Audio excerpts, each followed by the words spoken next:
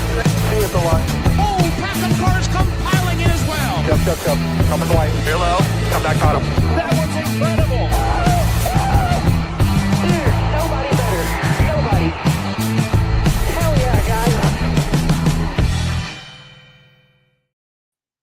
Hello and welcome to NWP on DannyBTalks.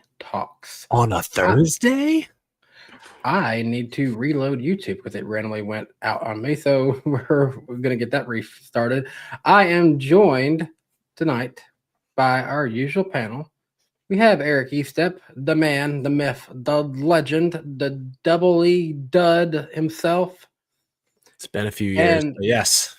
Eric, you and I are officially uncles to an extent.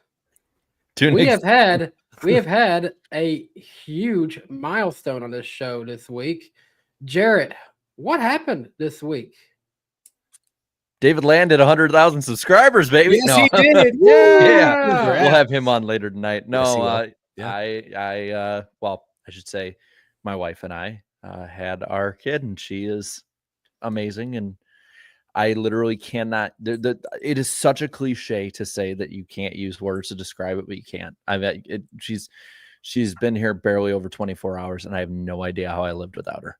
And it's so insane to me. But so I don't know. I don't know if her mom has me on. If you do, hi Iris and hi little Mini Berg. We'll keep the name and The ice everything cube. else private. Yeah, Yeah, ice cube, Mini Berg, ice tray of a family.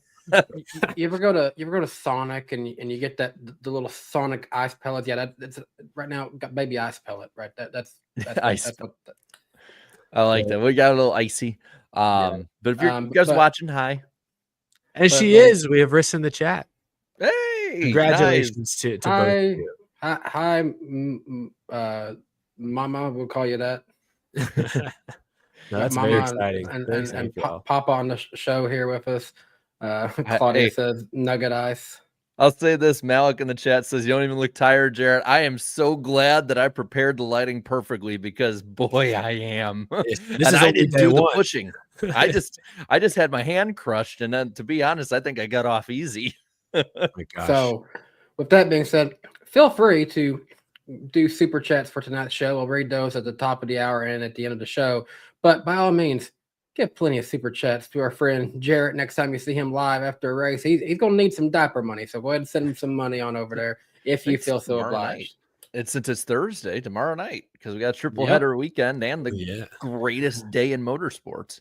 So we do appreciate everyone for being considerate of us going a day later than we usually do. I think get used to a Thursday night show. It'll be that way next week too, I think. I might as well put it on the screen here so everyone knows. There we are. A live in-person show. Woohoo! Live on Eric Estep's channel. We'll be together. It's Nashville Super Speedway weekend coming up next week. So, of course, that's a favorite of the entire show. This is a favorite of tonight's show, too, when David Land joins us, too. So, that being said, let's get into it. We do have to talk about the All-Star race. Honestly, a rather enjoyable question mark version of the All-Star race at Norfolk Pro Speedway.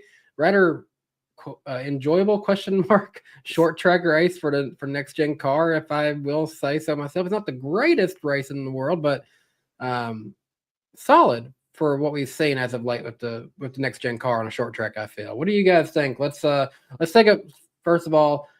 Christopher Bell does pick up the win. We usually see David Bell in the chat at some point, so props to his boy Christopher on getting the All-Star win at North Wilkesboro. It's been a big year for him. Yep.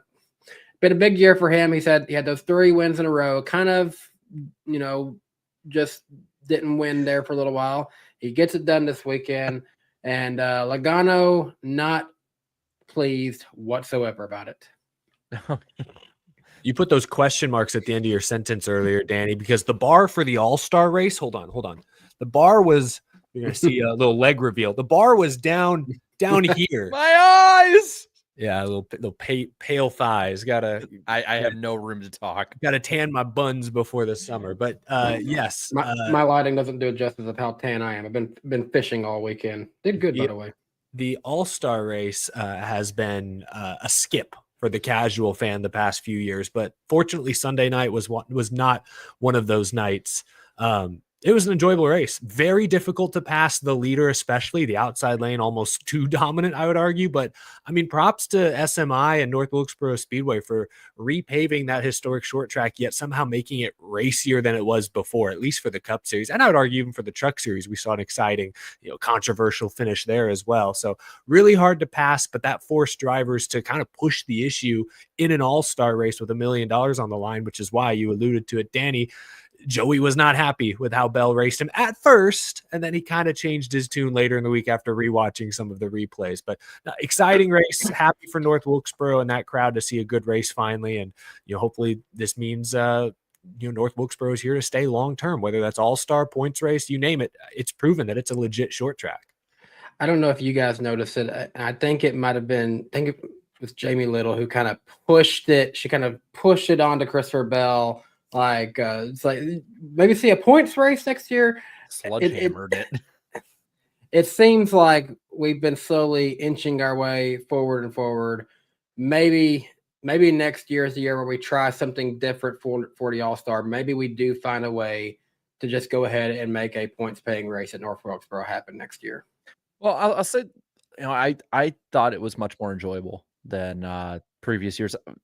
Eric and I, we were at the first one that was back, and that was a great atmosphere. That was a great lead up.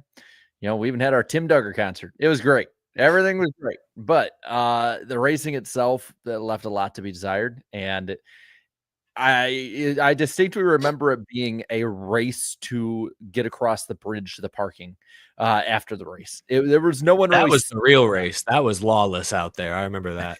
Yeah, I remember because you, me, and Slap had to race to your car, and I think I got there first and was waiting, and then you had people from like Frank DeAngelis from NR Night who was asking you, hey, tell Jarrett this, and this. I just remember the tram situation that first year, and I haven't been back since 2023, but it was like the parking tram was like, it looked like the zombie apocalypse, hordes of people trying to leap onto a moving tram, and it was just a disaster. So I made a run for it. I said, I'm hiking it. I'm not fighting the mob. So hopefully they've cleaned that up the last couple of years. I mean, the crowd hasn't been quite as big. They've took out those backstretch grandstands. So hopefully it's been more manageable the last 2 years, but great race.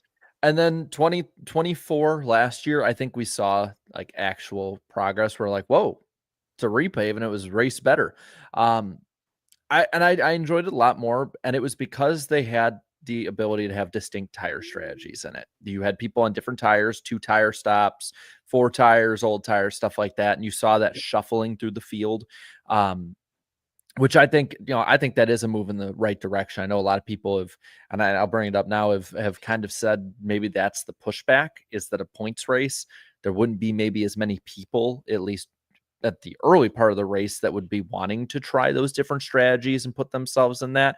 On the other end, though, I'd argue with the points side of things, if you have 40 cars or at the minimum 36 out there, those lap cars are going to get in the way, and they're going to cause those passing opportunities that you see so often in short tracks. So I think it kind of levels out in that degree. It's weird saying this, and even in 2022, when we knew it was coming back, I wouldn't think I'd say this. 2020, when we didn't know, and there were weeds growing up, and it was dilapidated and terrible, I think North Wilkesboro, until proven otherwise, is the best short track in Cup. I mean, it's better than Bristol's been for, other than the crazy tire races, better than Martinsville and Richmond. I mean, how was Iowa last year? Because that's a short track. But that's I want to give more than just one race. Sure. Because I thought that was decent until it started kind of getting later. But I would say at the moment, I honestly think it might be the best one in Cup. And that's so crazy to say as somebody who, when I was a kid, remembers everyone talking about, the first attempt to reopen it and it falling apart and people vandalizing it and all of that. I still have my kind of questions on it, just because I do want to see them when they're points racing, when they're not just trying crazy stuff, when they have nothing to lose, because they will race differently. But it's piqued my interest, and Fox sludge hammering it over the head on us. That, what do you think about a points race here next year? Come on. Which was interesting only because and we'll get to this later. The ratings were not good for the All-Star race. And some of that, again, I think is just these small market tracks just don't get the casual viewer. Like, we talked about Texas outdrew the first North Wilkesboro race year to year in the All-Star. Like, Texas is not a good track, but it's a bigger market. And so you just naturally get more eyeballs. So that's why I'm like, you lost 500,000 viewers this year over year for North Wilkesboro. Do you really want to know? Like, I'm almost feel like Fox would be the one to say, maybe we can gloss over North Wilkesboro. Give that one to Prime next year. Like, you almost feel like it'd be the opposite. But yeah, Fox was like, yeah, let's make it a point race. I'm with you though. Lap traffic would be a huge variable. We saw in the truck race where there was lap traffic because it was a full field, like that impacted the end between Heim and Chandler Smith. That allowed Smith to get to Heim's bumper and move him out of the way because there's a couple lappers that slowed him down. So to your point, lap traffic would make it more compelling, I think. Something I was enjoying watching this one, I think I noticed it more in this one than years past, was the ability to use different lanes and what drivers would actually choose what lanes. I was noticing Larson and a few others, they were definitely liking being up in the high end and carrying that speed out versus someone like Alex Bowman. He was making moves kind of on the inside. So it's kind of interesting to see, drivers getting a chance to choose what lane they were liking better and trying to make those passes. Yeah. I'll say this too, is I saw some people who were like, it was a 5 out of 10 race. It was boring. And there was, people are just, the bar is so low that people are just basically jumping up a little bit and they're over the bar. And to that, like there's also saying it took laps upon laps to make passes. That's short track racing in NASCAR. I mean, that's like, again, I love Martinsville Speedway. You go back to those COT races I love there, those Gen 6 races. There were a lot of times guys would be side by side, lap after lap, not even the 550, but 750, full 900 horsepower engines. And that was the back and forth. Now, maybe it didn't take like 10 or 20 laps. It didn't even take 20 laps in this one. Maybe not 10 to 12 laps in a lot of them, but that is something that's pretty normal. You see it in the Xfinity series a lot. So I don't see how that was necessarily a problem. I think if anything, the next gen's holding back great racing. I just appreciate that it wasn't aero, wasn't the reason they couldn't pass. Like, you could get next to a guy, it was the progressive banking, and you could argue the tires, the wider tires having so much grip, like that, just making the giving the lead car that advantage. I mean, aero matters. Obviously, if you have clean air, you're going to be faster than if you don't have clean air, but it wasn't that you were getting in someone's wake. It was literally, you just could not carry speed over the bumps on the inside lane. It was a track thing more than it was an invisible aero thing. So I appreciated that. But the finish with Logano and Bell, do you guys think what Bell did to make that pass? Do you think he overstepped? Do you think that was overly aggressive? Nah, no, that was just short track racing. That's short track racing. All right. I was going to say, you're using Joey's words against him, and then I realized that's not actually Joey's words. That was Denny doing Joey. I'm doing it in person. I'm a dude doing an impersonation of another dude's impersonation of another dude. I mean, I can't remember where I saw this from, but I feel like I saw something where Christopher Bell was talking about it and basically just saying like he tried to pass him fair, but when Joey's, got a slow car and he's not willing to accept that he has a slow car, it's kind of tough to do anything. Well, Joey did at one point, especially like throw a nasty block to the bottom on corner entry, like right in front of, like came across Bell's nose almost. So Joey, after the race, obviously we all saw kind of the awkward interview where he was mad at Marcus Smith over the promoter's caution. And he said he was going to wreck Bell if he'd had a chance to get back to him. He was pretty angry. He was, as he put it later, he was a little butthurt.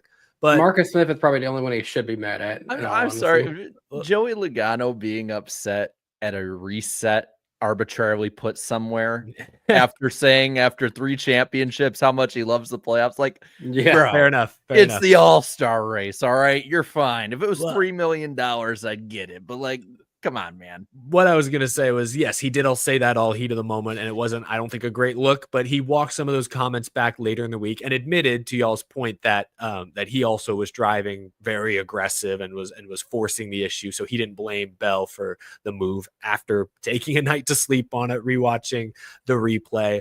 So going forward, I don't think Logano and Bell have any serious issues, but I mean, Joey said it. He's a sore loser. He's very competitive. And I think that's a positive trait, but sometimes when things don't go his way, you see him lash out verbally or sometimes on the racetrack. And I think that's why we were talking about this before the show, Jarrett. Kyle Busch's old comments where he called Joey Two-Face, that's where you see it. It's like Joey under the helmet with the visor down doesn't think nearly as clearly as Joey with, time to sit on it, think about it, contemplate it. Like those are two very different people, like not just a little bit, very different people. And I find that actually, not that I'm a psychiatrist by any means, but I enjoy, or I'm intrigued by that difference in personality, I guess. The Penske guys, man, they're intense. Like, yeah, look at Blaney. Blaney suffers from this too a little bit. You're right. Yeah, it's he's more talk though. He's not gonna like go wreck a guy on the track. He's gonna yell over the radio about how he wants to wreck a guy, but we don't. So he's like not quite to Logano's level, but close. Yeah, and I guess we can kind of just mosey on over to the promoter's caution there. What do you guys think of it? Honestly, this would be one of the funniest, weirdest all-star race moments had we not seen blank on his name. I can't drive 55 a couple years ago. Oh, Sammy Hagar. Yeah. I mean, I applaud them for trying something different there. I'm gonna be honest, and it's funny they actually meet together because both of them had a commercial several years ago. Yeah, the one where it's true. He's like, "Can you turn it down a little bit? Can you drive a little faster?" he's cranky on Mondays. That's a good pull. Honestly, though, I wouldn't have minded. And this is going to be a common theme of the first 14 weeks of this season. I wouldn't have minded as much if Fox would have just covered it better. I thought the cool idea with this when we were going in is that we wouldn't know. Like the fans at the track would know. It should be random. Yeah, and it would just pop up at some point. And we all knew it was going to happen. Like unless somebody crashed, we knew they kept the camera on Michael for like 10, 15 laps. That was the ultimate sin. Was it took up way too much of my screen for far too long. If I wanted to see a slosh Michael Waltrip, I'd go to the Talladega infield this October. All right. And he was literally playing into it so much. He's like, I'm going to do it in 5 laps. I'm going to do it for about 6 more laps. Yeah. So people are really upset about it. And I get it. Like going into it, I'm like, it's kind of dumb, but it's the all-star race. I used to get upset by a lot of these things. Like when they did like the 6 or 7 10-lap segment at Texas, I'm like, this is really stupid. Like, come on, this is wasting my time. But like, this is stuff they've done. They've done field inverts, eliminations. They've had, when they used to take your average finish and that's how you line up. Yeah, 2012, the aggregate, except if you won those stages and just hung back on the lead lap, you'd start at the front with fresher tires. And you had us doing math in the middle of the fans at home. We are NASCAR fans. We do not want to do math when we are drunk off our asses watching these races. So the promoter's caution to me, do I want this every week? No, I will say the same damn thing. No. But it is the all-star race. I don't get what the problem is. This is where we have fun. Race. Yes. Yeah, it's a full gimmick race. This is me, Mr. I hate gimmicks, saying, who cares? It made the race fun. It's a race that's meant to be a gimmick for fun. That and the Clash are the 2 weeks where we race and we're allowed to have fun because of it. Yeah, like I've said before that I'm fine with plenty of gimmicks for the all-star race, but they have gone too far in the past. That is true. The promoter's caution stuff I have no issue with anymore. The promoter's caution was fine. Exactly. And we all knew they said it was going to be in this 100 lap span, but we all knew it was probably going to happen towards the end of that span. Like everyone knew going in. So I didn't have a huge problem with that. It was just the presentation. I think, was it Gluck who ranted on the teardown about it being hokey? He's not wrong. Yeah. It's a little hokey, a little cheesy. No, he's justified. He's justified. It's not for everyone, not everyone's cup of tea.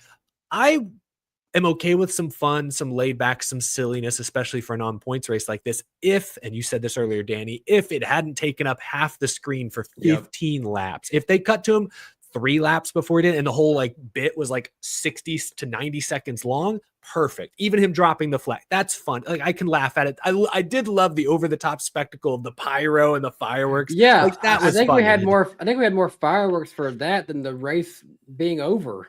That actually, I laugh. Not a sarcastic laugh. I legit was that's funny. I appreciate them doing that. And I appreciate bigger is if they did the gateway napalm strike in there. Oh my gosh. So like, it wasn't bad. It was fine. And like someone says, Dirty Def in the chat says fans at the track liked it. And yes, I appreciate that he tried to somewhat make it interactive with the fans there. That's great. But it just went on I just dragged. If it doesn't drag, then I don't think there's nearly as many complaints. But it just dragged. It was just too long, too much. They had tipsy Michael Waltrip trying to rile the crowd up with his sunglasses on at night, and they didn't even cover, hey, Kyle Larson, who's like the main character of American motorsports this month, like the way that people have covered it, and especially Fox. Oh yeah, he's just like dropping back and just nailed the wall. And I gotta say, call me conspiracy theorist, call me whatever. I honestly think the whole flag drop, like that was totally rehearsed. There's so many people that are like, oh my God, he dropped the flag, dumb Mikey. And it's like, no, I really think that was. It looks like he slowed down and then just like flung it. Yeah, I think that was probably planned, and for sure. Yeah, it was fine. It just, if the whole thing should have been 90 seconds of a bit instead of 9 minutes is what it felt like. It was just too much. That's all I would say against it. But we'll remember it at least. I mean, so many things this season have been like I realized this when they were doing driver intros, because I didn't hear who they were introing because I was out fishing on the creek near our place, and they said like the winner of Talladega, afterwards, after the driver's name was announced, and I'm just like, wait, who won that race? And I just and it hit me. I'm like, holy hell, I don't remember a Talladega race this year. Like we have really been on the struggle train so far. So like at least it's something memorable, even if it's kind of dumb. Yeah, that's how I feel. A couple things I just want to point out. One, Michael Waltrip, the in the super chat, the $1.99. I just have a flair for the dramatic. That was dramatic. Two, guys, fun fact on this year's All-Star race. This is the most, by far, people who have led laps in this All-Star race at North Wilkesboro since we've been doing this. The first one, I think we had Larson led 145 laps and Daniel Suarez led 55 laps. Last year, Brad Keselowski led 1 lap. Joey Logano led 199. This year, wow, Justin, I appreciate your generosity. Thank you so much. That deserves to be read right now. So we will Justin Drake dropping a 200 bomb tonight. Justin, generous as can be. We appreciate your support, Justin. Hey guys, not going to be that active. On vacation after my semester, and it's 2:18 p.m. here. Wow, where are you? Like in Hawaii? Where were you hanging out, Justin? That sounds nice. I thought the Truck Series finish call was bland. It usually is. Jamie has years to watch DW, Larry, and Mike. Take notes. Wouldn't be a race without Joey crying. All in all, have a good show and see you next week. Justin, we appreciate your support. You are very generous to us every week, especially very generous right there. Appreciate your support, Justin. Maybe we'll definitely see you next week with lots of good racing to recap and get set for Nashville Super Speedway. We'll all be together next week, so we hope to see you next week, Justin. Enjoy your vacation, though. Have fun, Justin. Thank you. But anyways, going back to the point I was trying to make here, this year's All-Star race, a lot more lap leaders. Brad Keselowski ended up wrecking out, but he led 62 laps. Kyle Larson led 5 laps. Austin Cindric is credited for lap led. Kyle Busch gets credit for 2 laps led. William Byron gets 12 laps led. Alex Bowman gets 1 lap led. Joey Logano 139 laps led. And Christopher Bell leads 28 laps to win the All-Star race. Yeah, I mean, it was competitive, and I feel like all the things that they were trying, whether it be with tires, promoters caution, all of that, to make this race more entertaining and bring it all together, I feel like they did this year.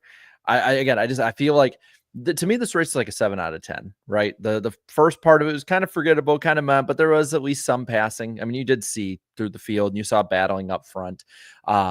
And then the finish, which is the most important part, which I think is where you should grade the majority of, especially these non-points races, was fun. And, maybe next year, if they do the same thing, it doesn't turn out the same way. And then it would be a 5 out of 10 race or something. Mm-hmm. I honestly think if you just keep improving the car and the tires and the track ages over time more and more, I really think you might be onto something. I feel more Mhm. confident about this than I feel about any of the other short tracks hitting right now.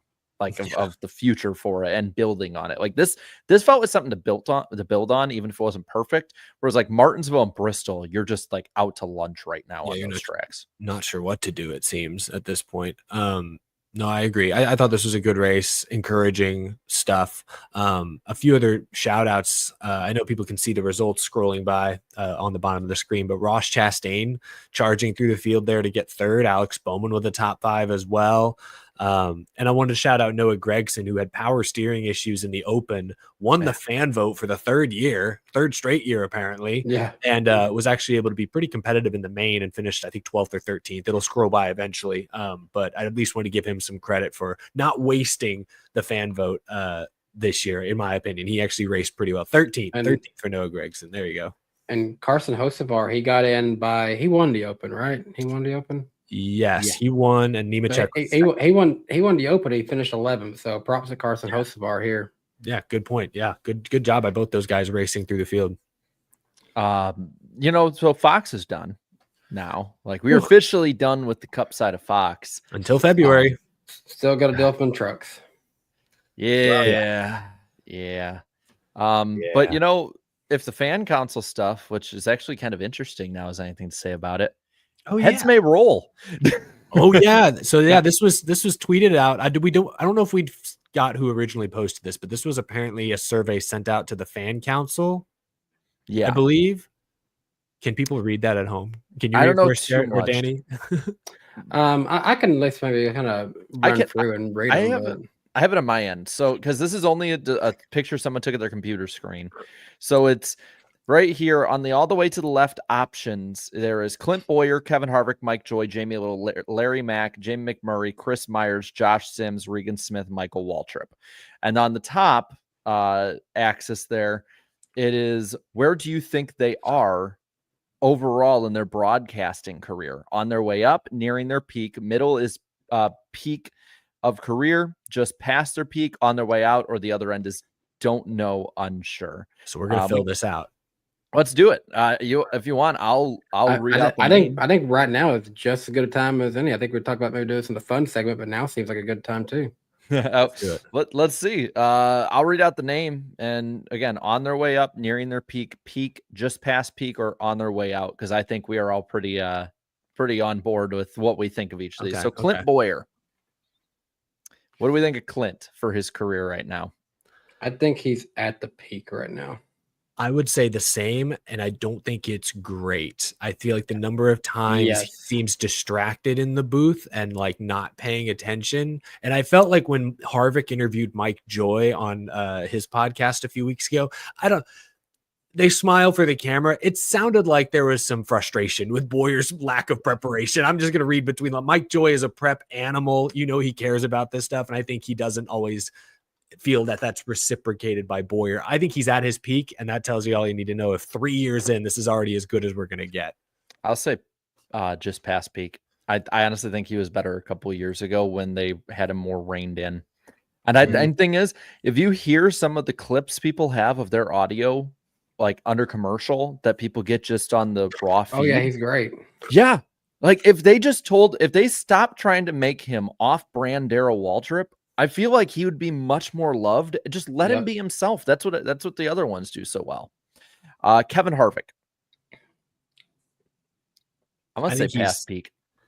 Oh, I see. I'm the opposite. I think he's nearing his peak. So I think he's a great analyst in the sense that he knows what he's talking about. And I think he articulates his points well. What I've said before, and I think is true, is that he does not have stage presence, if that makes sense. Like he's very stiff.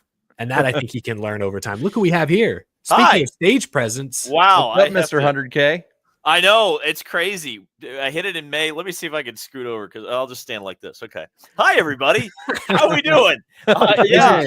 Is your camera like stuck? Is it you can't turn? Yeah, I don't know because I usually sit off to the side, but like the webcam's like really far away. What else can we do here, Jared? Let's just go to this mode for a minute. Yeah, let's do that. I think this works. Yeah, okay. Yeah, this will work. Old school. How's it going, David? Congrats on 100K. Thank you. I know you've got me lapped like 3 times, but it's It's good. It's nice to join the club. I'm looking forward to having a play button here at some point. What's the process like with that, by the way? You got to. Oh gosh. There's so much I need to like learn about. From what I know, it can take a while. Yeah, it takes a couple months. I can't remember. I'll have to look it up, or maybe it's probably changed. It's been a couple of years, but like I think you have to like go to a website and fill it out. I don't think they're going to send you like a email like, hey, by the way, fill this out. I think you might have to go to a website. They'll see, oh yeah, you're qualified. You can enter your info, and then they ship it to you. And I think it took a couple months for me. Okay. So I love that you already have a space picked out for though. It's going to look really good there. Right there. Nice. Yeah. That's awesome. Yeah. So, David, you want to? We kind of just. I'm gonna see playing a game. We're kind of playing a little game here. Okay. You're off screen for a second, but the NASCAR Fan Council put out names and where people think they are in their career. Oh God. And you're gonna get me in trouble. Yeah, we're about to say head to Mabe roll. So we just got over Clint Boyer. There's Harvick, Mike Joy, Jamie Little, Larry Mack, Mick Murray, Chris Meyer. So I'm assuming many IndyCar fans are not happy that he was at the Daytona 500 this week. I warned everybody about Chris Myers, by the way. We care.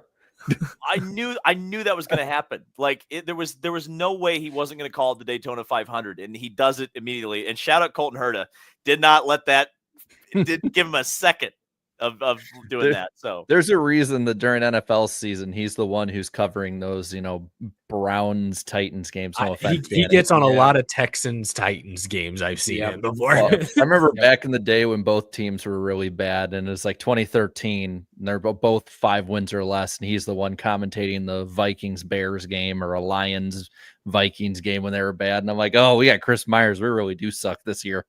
That's how you know. We're on Kevin Harvick. So the options are on their way up, nearing peak, just past peak, or on their way out. And I think Eric just went, so I'll go next for Kevin Harvick. And I'm going to say just past peak because I feel like he's okay as a broadcast commentator. I don't have any issues from there. But I think them pushing him to do more that I think gets outside of his comfort zone, like the podcast deal, it seems to be okay. But then they start doing these things where they're like, it's the most watched NASCAR podcast. Only when you put it on TV. It was put or it was an ad on my video. I remember that happened. Yeah. I was like, hey, look, it's my 9-minute video with a 35-minute Kevin Harvick podcast as a promotion. There's a few reasons why I think I'm wary, but also I just don't think that suits Kevin Harvick. I really don't. I think he is much better off as just calling the races, in my opinion. I know this day and age, everyone's got to have a podcast. It's just the media flow of things. But I that's why I would say just past peak because they're making him do too much. And David, what do you think, David? The unsure or no opinion is also there's a cop out option. Well, yeah, you don't have to say anything. Well, no, I'm not copping out. You guys know me. I know. I like offer it though. I like Kevin Harvick. I think he's good. I don't know if he's he might just be past peak, but I feel like he shoots it pretty straight, tells it like it is. Like I don't think he's irritating to listen to. I like Kevin Harvick. I don't have a problem with him. Yeah, my only complaint is that he's stiff. I just think he's a little too stiff in the booth. But other than that, he's been okay. Well, who's next, Jared? Well, that's why Boyer works with him, because Boyer can kind of get his goat. It's true. All right, here's gonna be a fun one. Mike Joy. Ooh, oh. See, I'm torn on this one. I'll go first. And again, I'm going to factor in all of these with where Fox is currently as a company and how they cover the sport on its way out. Because you're saying you want the whole company to be on their way out? Oh, no, yeah, that too. Well, at least with the NASCAR side of things, that too. But no, I mean, Mike is past his prime. I mean, I don't think he's at his peak. I think he's past his prime, on his way out. Mike Joy is still better than 90% of the people out there. The problem is that we've seen he has lost control of broadcast before. Clint Boyer spent the last lap and a half at Bristol rambling as a leader past the line, and Mike Joy called it as he's almost done with his cool down lap. Mm-hmm. They were a whole lap behind there. Yeah. It's just as the years went on, he has definitely slowed down. I feel like he would be so much better suited if you got rid of Chris Myers and put him in a Ken Squire pre-race show like 2001, 2003, 500. I hadn't thought about that. That's I've not been a on bad that idea. train for a while now. Yeah. I would say he's definitely past his peak or on his way out. I hesitate to say on his way out because who do you replace him with? It can't be Jamie Little. So what's a better option that Fox has in-house? Is it going to be Eric Brennan, who just graduated to ARCA part-time? Like, I don't think he's cup ready either, as good as he does the Cars Tour broadcast. So it's like, if you drop Mike Joy, Adam Alexander's on other networks Rick now. Allen. Like, you go hire Rick Allen. I think we talked about that a few weeks back on the show. He kind of stopgap, talked on but- Dale Jr. Download of how he was pretty well Yeah. kind of screwed over by NBC. So you'd have he to might be go- one who's willing to go. You have to go pay Rick Allen what he would demand and have him come in and do it. And Fox has shown time and time again on the NASCAR side, they're going to go cheap. They're going to go in-house. They're going to have Jamie Little do 2 jobs instead of hiring 2 different people.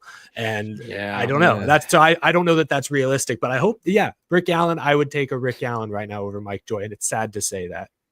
I would say currently he should be on his way out, but I think he's still technically just past peak because I don't see a reason that suggests to me that he is going to stop doing this anytime soon. There's been no announcement. We got through a whole season and no, like, this is my final race. I'm going to miss everybody until he gets a chance to have that moment. I have no reason to think that we're just going to be done seeing Mike Joy. So keep him if we're going to have Jamie Little be the next option. She's I great mean- on pit road, but I don't want her in the booth ever again. Yeah, but the thing is too, Mike Joy is 75 years old. He needs to enjoy retirement at this point. He's old. He and his son, they started a YouTube channel. I mean, it's okay. It's got 6,000 subscribers, but it's not nothing that they could live off of. But it could be something that he could do in retirement and maybe make more content out of it in retirement. I love the idea of him being in that host role. I think Ken Squire was his mentor. I mean, I would say the modern day Ken Squire. Why not? I think he would be better in that role than Mike Joy would be because he has a sense of history of the sport, still cares about it a lot. And I think he would thrive in that role where he would be able to offer perspective and kind of be quippy a little bit, but not have to hold the broadcast down. I'll throw a name out there. Will Buxton. He's got nothing better to do the rest of the year, right? Fox has already got him on the payroll. Hell, why not? You're gonna bring Tom Brady into the NASCAR booth. We're paying him. We got to do something with him. Let's hope Maybe not. he's better than his stilted football. Is David? I know Brady and Jimmy are doing that thing before the 500. Is Tom Brady going to be on the broadcast at any point? Have you heard anything? I'm not sure. I'm assuming that he would be like. I'm sure they will put him on the broadcast at some point. I don't know how much of a contributor he's going to be. I wouldn't be surprised to see him with Gronk in the snake pit. It just feels that's just such a smart idea. I'm sure he'll be mic'd up in the 2-seater with Jimmy. But I don't know of any specific plans about that. But he's there because he's with Fox. Yeah. Let him be the face. He doesn't. You're gonna have a goofy Fox moment with him. See how far into the crowd he can throw a beer. That would be cool. But here's the thing about Tom Brady. He's been involved in racing. He owned a team owns a team at Le Mans. He was looking at actually running a team with Jimmy Johnson. That was totally real, by the way. Yeah. It ultimately fell apart because it got leaked by people within the team. But I think there's still a possibility that happens further on down the line. There's a reason that Jimmy Johnson and Tom Brady are doing this at this race right now. I'll just put it that way. Yeah. All right. Let's have fun with the next person. Because I think there are many ways we can go with this. Jamie Little. By the way, Jamie Little recently discovered was a star in the Fantastic Four. I know the amount of people that forget she was at ESPN is insane to me. It was not that long ago. ESPN. So I guess she was. I can picture it now. I think she's at her peak. She did a good job with that Roger Penske sit down the other day. And that's her strength. Interviews, hit road that's reporting, exactly what she's good at. They got to get her out of the booth. That's it. Yeah, I think I've said this before. I think she's the best on pit road in NASCAR right now. I love the pit crew spotlight this year because it it was really choppy last year because you could tell they were new with it, but I appreciate something new. They refined it. And I said it in my video about Fox. Like, for all the problems I had, I absolutely love that, because I want to interview a guy who just got hit by a car and is deciding to run out in front of him again. Like that's somebody that's interesting in the sport, and you can really like add something to that most people don't. On the commentary front in the truck series, I choose option 7, never again. Never forget, Dang. never again. Don't put her back there, please. Gosh, It's just not what she's meant to do. And the sad thing is, I don't think the executives at Fox get that. And this kind of question is one of those it's worded badly a little bit, because it says, where in their career path would you say each is currently? It's worded in a way that for her, they're kind of hoping people say on their way up, because she's being promoted up the ranks. She's getting to do more. I could easily see that, backfiring in their favor. But see, they say she's on her way up. So I know that we have recency bias in the talking about this real quick before we go too far more into it. Truck Series commentator, Jamie Little or Vince Welch? Vince Welch every day. It's kind of the same syndrome, though. It's like the Dr. Jerry Punch syndrome. Like, he was not very good in the booth, and that's kind of 0.75 that's also a voice that I just got used to as a Truck Series commentator. Even my wife Claudia, she told me that when she thinks of Truck Series, she thinks of Vince Welch's voice. Maybe that's just because of the time she's been watching it. But she thinks of Rick Allen's over here like, I gave a decade of my life, and you're thinking of Vince Welch. Yeah. She wasn't watching. No, I know. Rick Allen called him. He's over here turning over in his grave. No, I remember lots of fantastic truck races called by Rick Allen. Trust me. The wheel in his hand. Classic. He was nice, though. We had him on the show before, so I shouldn't say too bad about him. But I think he and Jamie Little, they just talk so slow. That's what I love about like F1 broadcasts. Lee Diffie, when he did IndyCar or NASCAR. I just love how like it's very rapid, quick, to the point. Whereas like Jamie Little and Vince Welch both sound like they're talking in slow motion.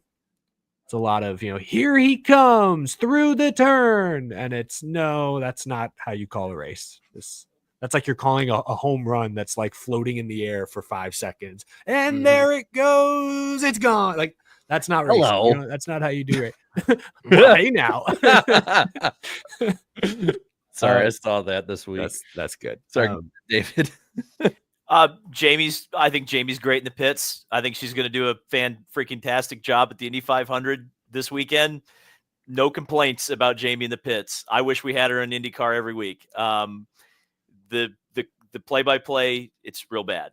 But if you look at the history of pit reporters who have transitioned into that, I mentioned that Jerry Punch. I didn't really think he was very good. Vince Welch, not very great. Marty Reed was a pit reporter before he moved into that role. Jack Arute, like a lot of them have tried it. Not many have succeeded. There's a specific skill set to be a pit reporter and a specific skill set to be a play-by-play guy.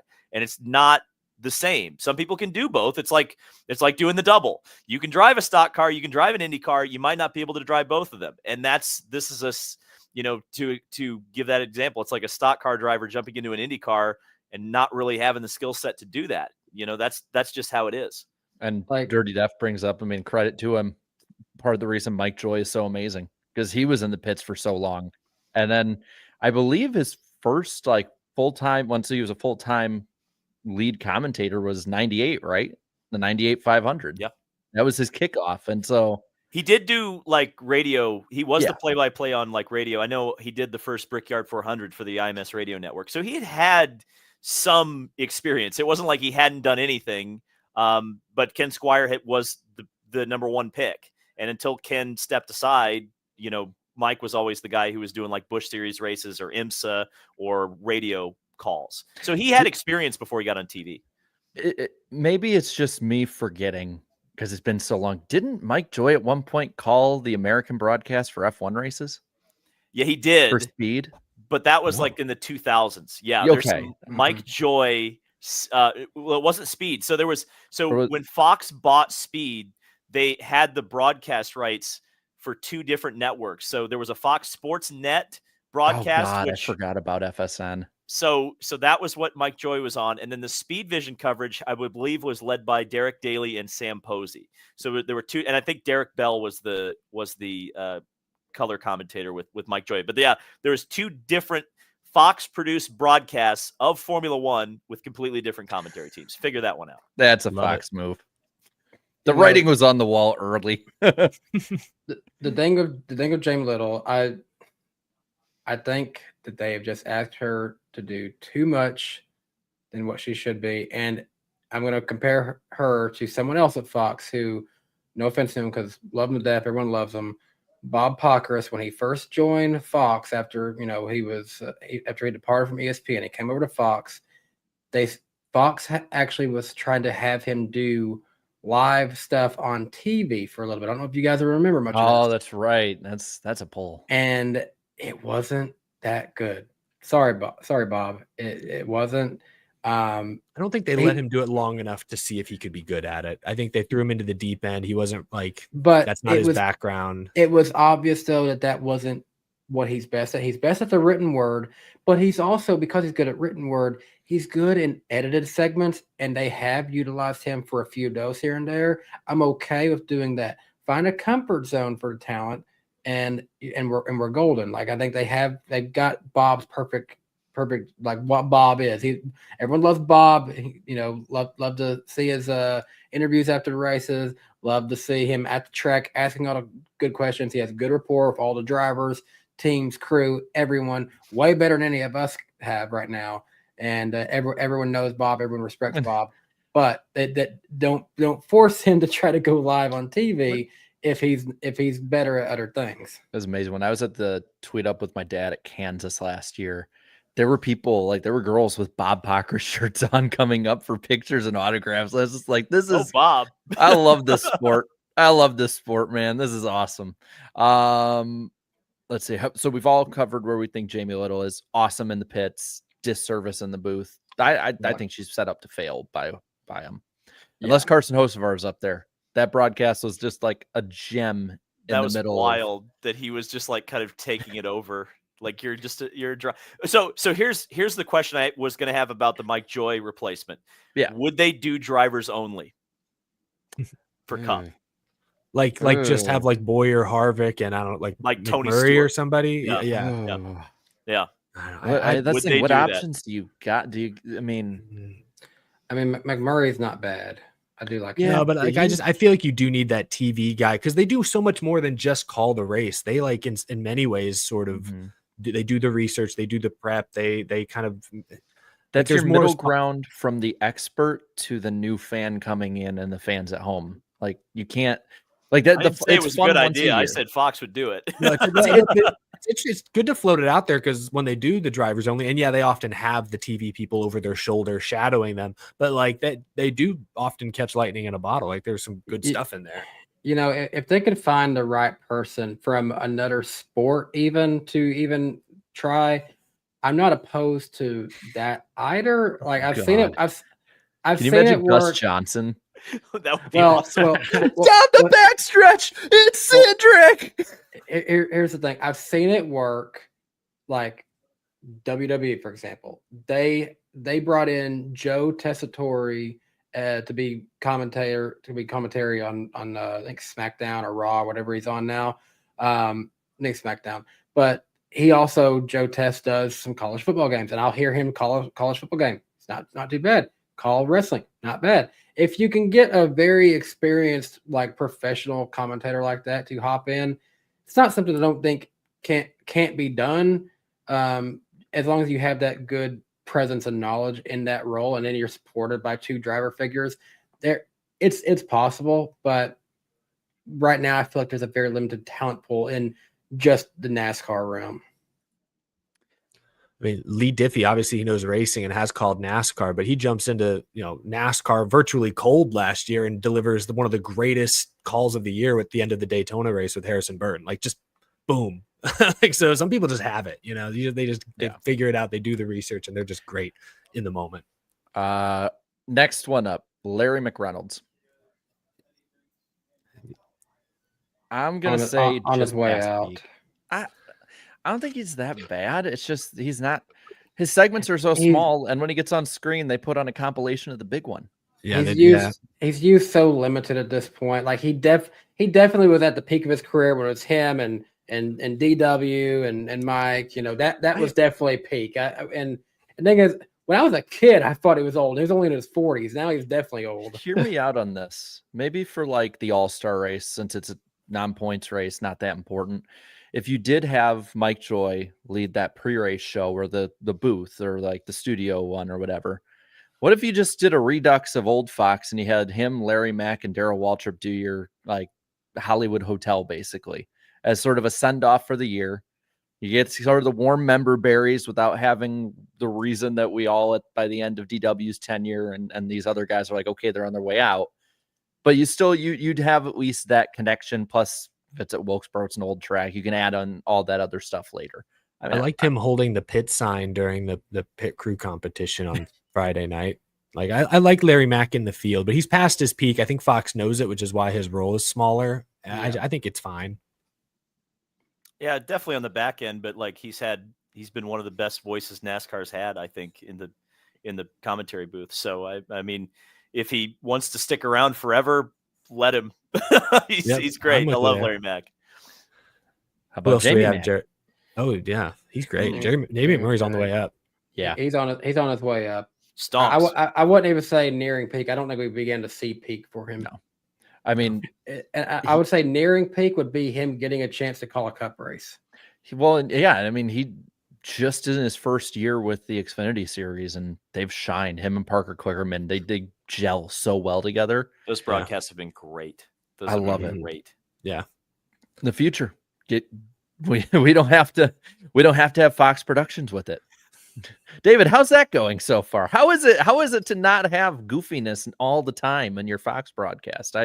I forget what it's like. Well, Fox only controls the direction and on-air talent. That's how the IndyCar contracts have always worked. It's run in-house by IndyCar. They produce the broadcast. So the only real goofiness has been, unfortunately, on the Fox side. And I know that the director is taking criticism, and they are learning from it, from what I understand. So they're getting better. It's going to take a little while because my understanding is the director is pretty inexperienced with just racing in general. But no, it actually hasn't been too bad. The worst thing was that generator failure at Thermal Club, which was embarrassing to say the least. But outside of that, and that wasn't on Fox. That was an IMSP problem. So that's why I like CW. It's NASCAR Productions. We're not having to deal with any of them bringing anyone in, and they know what they're doing. Mm-hmm. Well, and what's so good about the CW is it feels very much like CW said, because Fox has a lot of control over like the IndyCar broadcast, despite the fact that they're produced by IndyCar. Like they decide what is shown and what's not. With the CW, at least from my outside perspective, it sure looks like NASCAR is the one who's saying, we know how our product needs to be presented. Let us do it. We'll do it for you. And I think it's been, I mean, you look at the TV ratings and they've been freaking great for Xfinity on I mean, it's like crazy how on the CW. Every race over 1 million so far. On the CW. This is where you watch your crappy Superman remake, right? Yeah. Like, what season of The Flash are they on? No, that's a great point. It is pretty crazy. All right, we got 4 more left here. Let's have the fun one here. Chris Myers. I think he's actually okay at NASCAR, but yeah, anywhere else. I don't know. I feel like he's on his way out. Probably, but I actually think he's still decent. Thing is this isn't just a racing thing. Like I know a lot of the people that cover football who are like, can you get rid of him? There are so many other people we can put in than Chris Myers, even for the crappy ones. You know, it's like him and what's that guy? He always used to do like the Bears Lions games. I can't remember what his name was. His dad used to be a commentator, but like Chris Myers, it's just when you get a Chris Myers game or a Chris Myers heavy, you know it's pretty rough for you. Yeah, so like that's what I'm saying. I think he's good in the limited NASCAR studio role. I mean, who Who hated when they force fed him that Martinsville hot dog a few weeks ago? Like that was good quality content. But yeah, if you try to put him anywhere else outside of pit road at Daytona, he's lost. So he's good at NASCAR. He's got a nice voice. Like and I think he prepares to a certain extent. I was about to say, Daytona 500. Like for the Daytona 500, and like yes, he calls like all of the Carolina Panthers football games from what I've been able to see. So for sure, I think NASCAR fans get a lot of Chris Myers just in general, no matter what time of the year it is. But he's definitely on the back end of his career. Like absolutely, that's probably true. Yeah, Josh Sims. I didn't get to the chin. Come on, come on. I will say I think he's on his way out, but I will say it's mainly because I look at his age. He's 66 years old, and also 66. Yeah. Ooh. 66. He when I googled Chris Myers' age, you ever notice how when you Google something it starts giving you like more questions to look for an answer like underneath it? No. What's it say? Well, a couple things, but one of these is, was Chris Myers a real journalist? Something from the Promise movie comes up about Chris Myers. Okay, that's crazy to me. I just Googled Larry Mack and Chris Myers are the same age. They are. And another random question that then pops up. Like the more questions you look under, it gives you more questions than you thought you even needed to see. And one of them is Michael Myers a real person in real life? He's Chris Myers. He's on pit road at Daytona right now. It's just his alter ego. Who was next year? Josh Sims. He's on his way up. I like him as he's on his way up. Role. I just don't know what his long-term place is. I don't know anything about his background. That's what I was just about to ask. He's just suddenly there. From? Yeah, where? Who is this guy? It's like Creed in The Office. He just showed up. See, that's what I'm worried about. Is Fox is going to see what they have and be like, "Dude, you are too good to be on a NASCAR broadcast on pit road. Let's put you over here on." Oh yeah, I feel football, like they're going to send football. I bet. Like, I would love. I mean, I thought he did great with the pre-race show. He was a sports anchor for the Charlotte area Fox affiliate for 6 years. So he's in Charlotte. He got connected to people out there. It seems. He went to Villanova and earned a master's in broadcast and digital journalism from Syracuse. Sorry, I'm reading his bio on foxsports.com. Keep going. Yeah, this is a learning experience for all of us. He's a Philadelphia sports fan and enjoys music, movies, playing basketball, and other outdoor. This is like a dating profile. I question the Philadelphia side of this now. But yeah, where was he on the night of the 2018 Super Bowl? Was he out on the streets with them? But yeah, I just don't know what the long-term place is for Josh. He could be Chris Myers. I think that could be his job in 5 years. He just becomes Chris Myers? Yeah, Michael Myers he just type transformation. Yeah. I'm sorry. Somebody's gonna make an edit of that where it's like the dude that turns into the dog meme. Yeah, like gonna be AI transition, right? Yeah. Yeah. Yeah, we have AI for that reason. Let's use it. Oh man. Are we we're good on who Josh else? Sims? Regan Smith. Two more.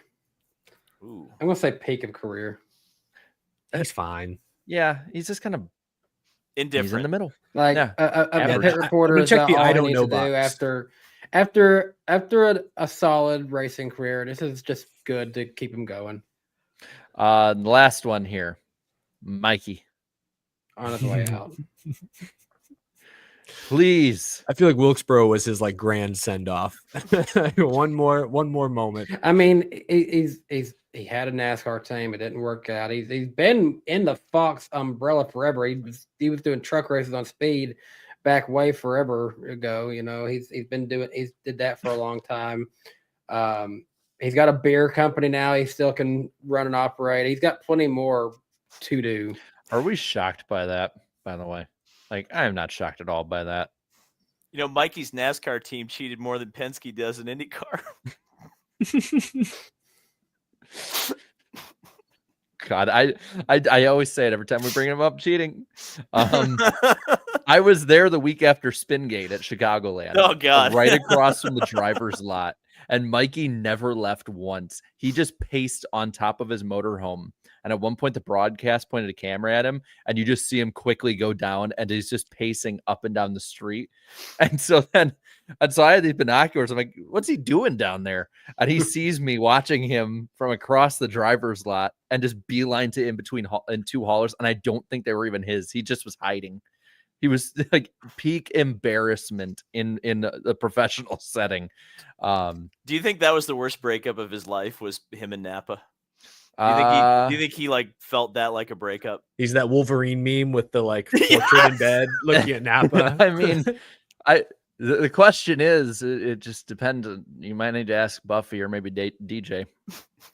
Oh my God. They're on speaking terms. No And comment. he's on speaking terms with Napa too, apparently. You know?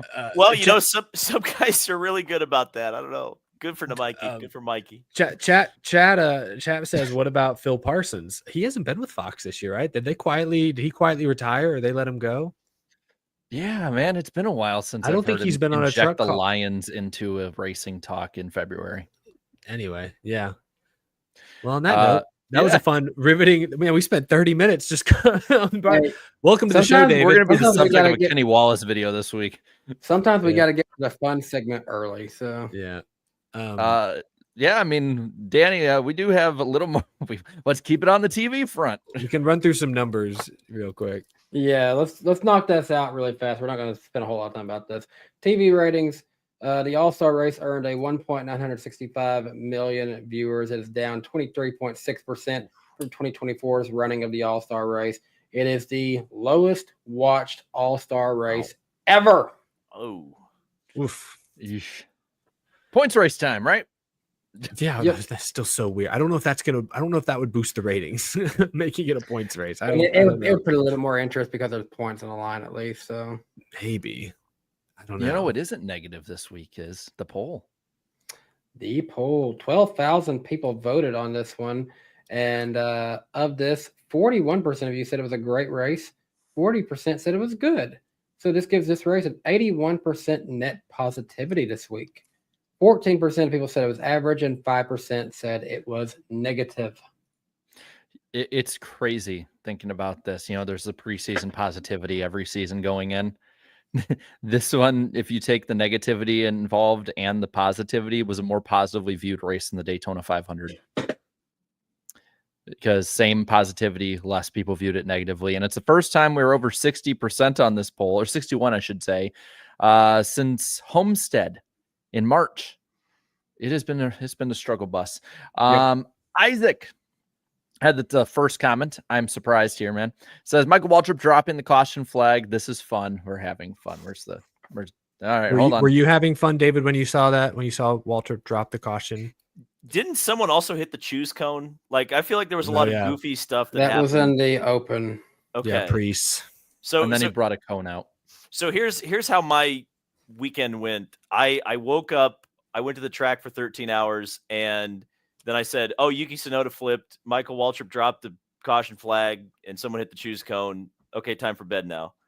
Like I didn't see anything that was not on the Indianapolis Motor Speedway. Like that was Yeah, that you were like you're just like in. processing everything else. You're like, there's so much is going on in Indianapolis this weekend between the Pacers and the race and everything. The Like Colts I know owner the timing. died. yeah. Oh Wait, yeah. What did I miss? Oh, Jim you Irsay didn't died. hear about that? He Yeah. died last night.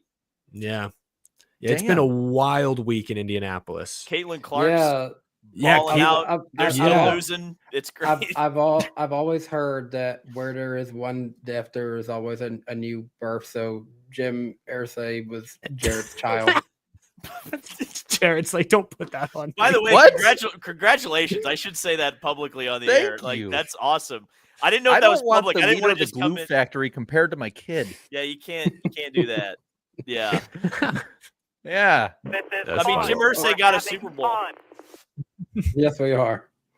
Yeah, fair. Just don't talk to anyone in Baltimore about it. No. Uh, They won a Super Bowl before Indianapolis did, so I don't want to hear it from the Baltimore fans. Screw off. Is his decisions with Peyton Manning still a sore subject up there? Well, so he he made the right decision. I think he didn't make the right decision.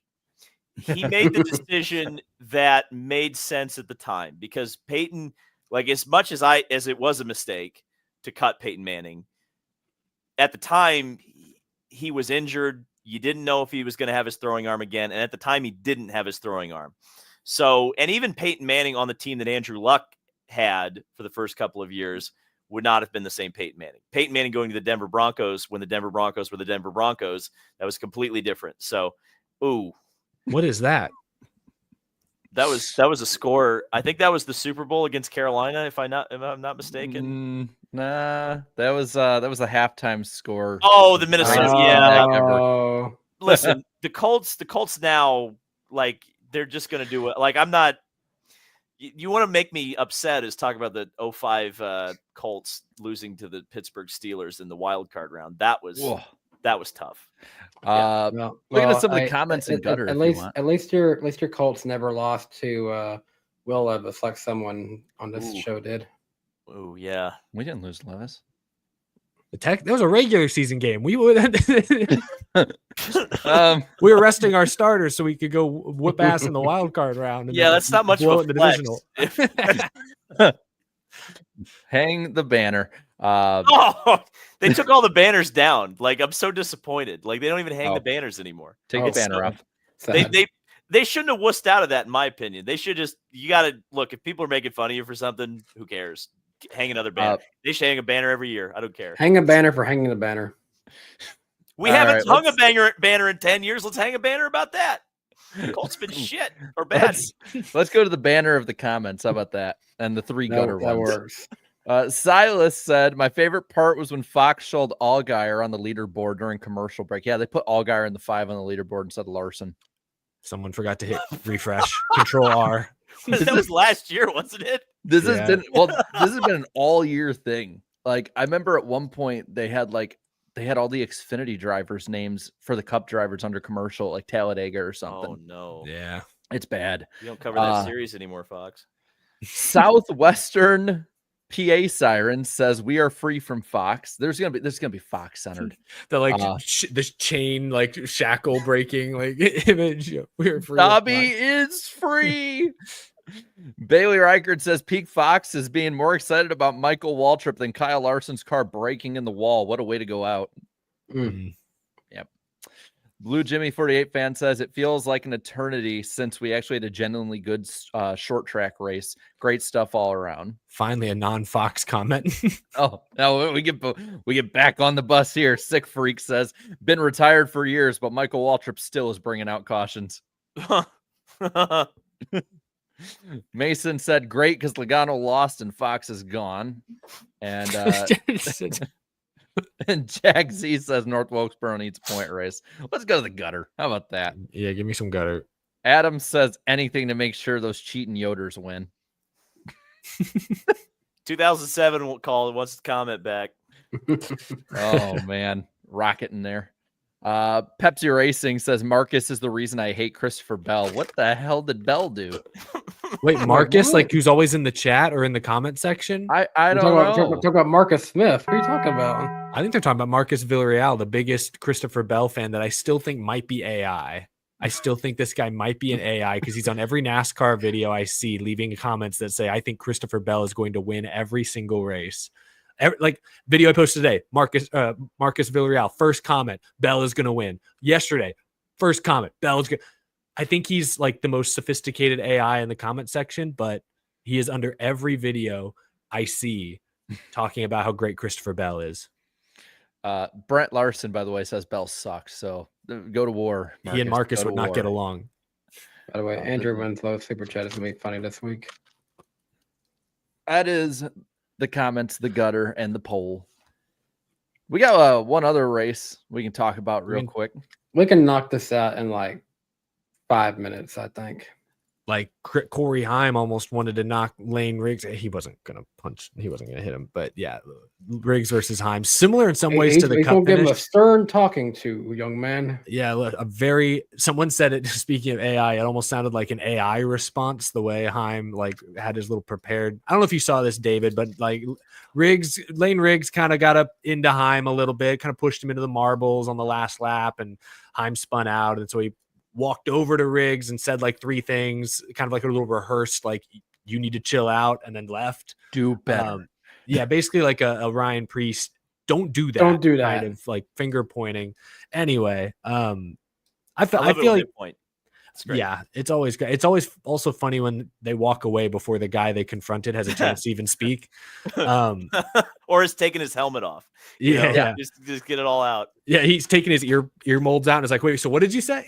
I didn't actually get any of that. I don't know. I thought Heim's frustration was justified. I mean, he ran up earlier in the race too. Yeah, Riggs, same guy. Riggs ran him up the track earlier in the race, cost him a stage win.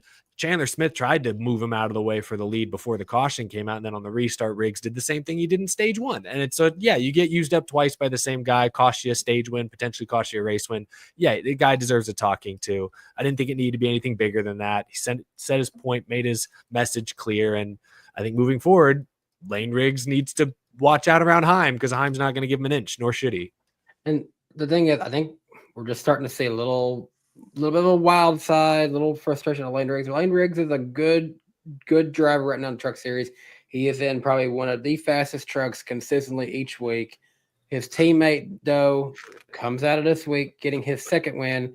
He is still not on the winner's board, and this is 2 consecutive races where he's had an issue right at the end with the leader. And he's got speed, but he's got to find a way to put it together without pissing off the leader.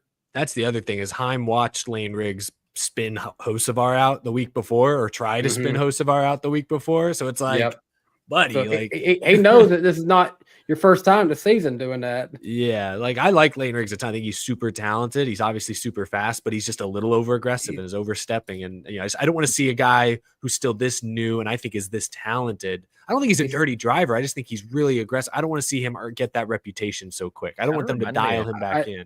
I think Ross. Well, he reminds me a little bit to an extent right now of Ryan Blaney, in the sense that they both had dads who were in NASCAR that didn't have huge careers, and they are definitely building higher ceilings for themselves compared to their fathers. Yeah, I would agree with that part too. By the way, Chandler Smith won. He did, yeah. Danny mentioned that. Second win of the year, is that right, Danny? I think it's the second win. So yeah, he can wonder what his PlayStation Network friends thought of that one.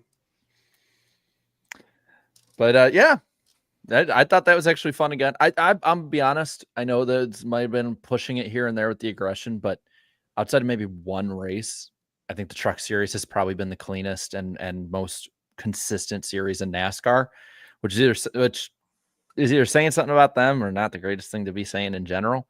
But they've been solid pretty much week in, week out. Like, I don't have any complaints about the Truck Series this year. No, I don't have any serious complaints. It's not about the series, it's just about specific drivers in some instances just making over aggressive moves. I do feel for Heim. He's won a bunch of races. I don't really feel for him. He's in a great spot, but like he got his tire cut by somebody at Martinsville. He gets used up on the final restart here at Wilkesboro. Like he could have 5 or 6 wins and doesn't. I think that's also where the frustration comes in, is it's rarely his fault. The Cup deal at Kansas was, but in trucks, it's like never his fault. And I'm not saying that like he doesn't take accountability. Like, no, it's literally almost never his fault. And yet he gets kind of the wrong end of it more times than not. So I could see him like eventually with Hocevar 2 years ago, it spilled over and he retaliated. Yeah. I don't think he's going to do that again. I think he's a little chilled out for that, but I could see at some point Heim getting in on the action and saying, all right, I'm spinning people out. Like, this is getting I'm getting tired of this. I know we talked about it before. He should not be stuck in trucks. No, he's obviously better than the Truck Series right now. He's head, shoulders, and torso above so many of them out there. And then when somebody like Kyle Busch comes down, he's in a car or truck that can't run top 5. So it's like not even a race. Yeah, that's right. Kyle Busch was in this North Wilkesboro race, and we never talked about him because he sucked. Like he was like had like a 10th place truck. Like he was Shooting really himself in the foot didn't help either. Yeah, he also really sped on pit road regret- twice or whatever. I regret picking Kyle Busch last week. Yeah. But that'll do it for Wilkesboro. Yes. Yes. Yep. What's next? Danny, we got super chats. We can do some super chats here. All right, give me a 3-minute timer there, Papa. I got you. We're gonna be calling it that from now on. Whoops, that's my calculator app. Not okay. We're good. Go for it. Go for it. Bailey Reichert starting us off at 49. Appreciate that. Fact of the season: if you double Cody Ware's points of 68, he'd still be last in points behind SVG, 136 to 138. That's Wow. That's tough. Bailey Reichert with another 499.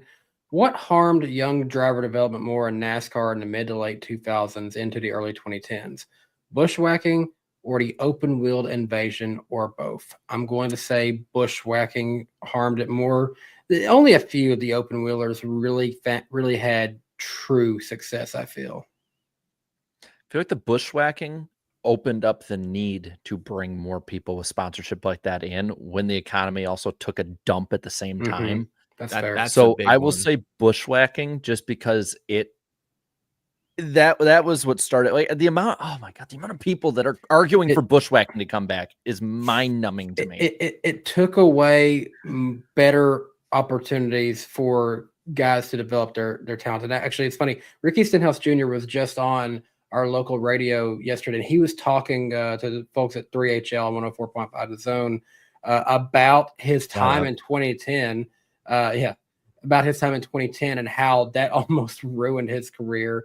But he was out there trying to develop in a time where you had Kyle Busch racing every week. You had Brad Keselowski winning a championship. You had developed guys hopping into that series, making you look bad. Yep. He made himself look bad too, but yeah. But to say, Ricky got benched. So the few times I've heard of a driver getting benched in NASCAR. him and Colin Braun both got benched that year, actually. Worked out better for Ricky in the long run. Yes, it did. SW, appreciate the 499. Sesame Street time. Yeah, Bubba visited Elmo, not on my bingo card. Last time is Jeff Gordon, by the way. Are we getting those Sesame Street paint schemes? A Sesame Street McDonald's collab scheme would go hard, I think. That would work. I'd want to see Elmo with a grimace shake. Calypso, appreciate the 499. Congratulations, Jarrett. Perhaps you can be reading that romance novel as a bedtime to your child. Hell no. Wow. What? Whoa. That's questionable Hell parenting. no. You don't want a repeat of last year, do you? Oh, I'll not chance the weather. I'll chance it. SK Ables, appreciate it, $10. It's Thursday. I can participate again. I work on Wednesday nights. Well, we're happy to have you. You can make sure you tune in next week too. By the way, we're at the 3-minute mark, so Not on my Let's, screen. Let me do these next two, and we'll end on those. Go. GN NASCAR fan 24, appreciate it, $2. Are you going to feed your little ice cube croissants? when the time comes, yes. Croissant. I don't think solid Timothy- is really the Timothy Wolf, $2. Appreciate the $2 there, Timothy. Congrats on the baby, Jarrett, and congrats on 100K, David. one of those is more important than the other one, I would say. But I know you've got a Um, spot picked out for your plaque. That's huge. That's well, I hope there's a spot picked out for the baby. That's what I can't see anything on Jarrett's screen. So I don't know. I'm actually going to end on this one because I feel like I'd rather end on this one as opposed to starting with it next time. Okay. Logan King with $1.99. Dang, Chandler Smith really did abuse the competition. Oh man, That's just Whoa. that's just Moving on. subtle dark. with it, man. That's just dark, Logan. Not That safe is for so game dark. removed. We've had darker on this show already tonight. What am I talking about? This is empty, or I'm trying to like sip away. It's empty. Have my gas can water. So how about them Pacers? It was pretty Yeah, cool. yeah, that was fun. That was exciting. That actually was pretty awesome. Yeah, it's pretty good when an I awesome game. heard about it on the radio. Yeah. What's next? Yeah, what is next, Danny? You know, this weekend and earlier this week was kind of interesting. There was a bunch of storms, bunch of nasty weather, and we had a little bit of lightning in the area. Yeah, For the lightning round. Keep the lightning good. here and not in Indianapolis this week. Yes. That's all we ask for. Although Tony Kanaan starting the Indy 500 would be pretty cool. I'm not gonna lie. For you, short maybe. Short lightning round Not for the this three week. of us. Sorry. Short lightning round this week. So obviously we have the NWP channel that we repost mostly, unless you're like me and you have completely forgotten last week. Sorry about that. This one will be up tomorrow at some point, or today if you're watching it. On the other end, Tony Stewart won a Top Fuel drag race at Route 66, meaning he is the only driver to ever win races at both Joliet tracks. Hang the banner. Wow. Yeah, my buddy from Chicagoland Speedway is like, "Hey, put this in here this week." I'm like, "Yes, sir." And then Fun fact. Great. I saw stat. Gluck was out there. I saw if anyone's not following Danny on Twitter for some reason, you should, because Danny had, I think, the tweet of the month for the Chicagoland Shatter. Nothing about news or anything, but so Jeff Gluck went there, and it was all foggy and stuff. And I don't know, it's be a while to get to it, but Danny, you put a bunch of blue smoke and said, "Watch out for the blue smoke," to signify the birth of the baby iceberg. Yeah, I literally just copied Jeff's photo, sent it into the Grok AI on Twitter, and said add blue smoke to this image, and then there it was. Wow. I wonder, since he's a Chicago sports fan, do you think the Pope ever went to Chicagoland back in the day? We'll have the Pope at the Chicago street race this year. Did you see It's Matt possible. Kenseth win the playoff opener in 2013? I did. I was one of the few people left. I know people were so shocked, like once the Pope come out, like how people were finding, like all of a sudden, oh, he was at this random, I'll say random, but he was at this World Series game back in the day. We found him right here. I'm like, so people asking, like, how do you even find that? I'm like, I have to imagine it's probably like an AI system at this point that can literally facial search any old form of media.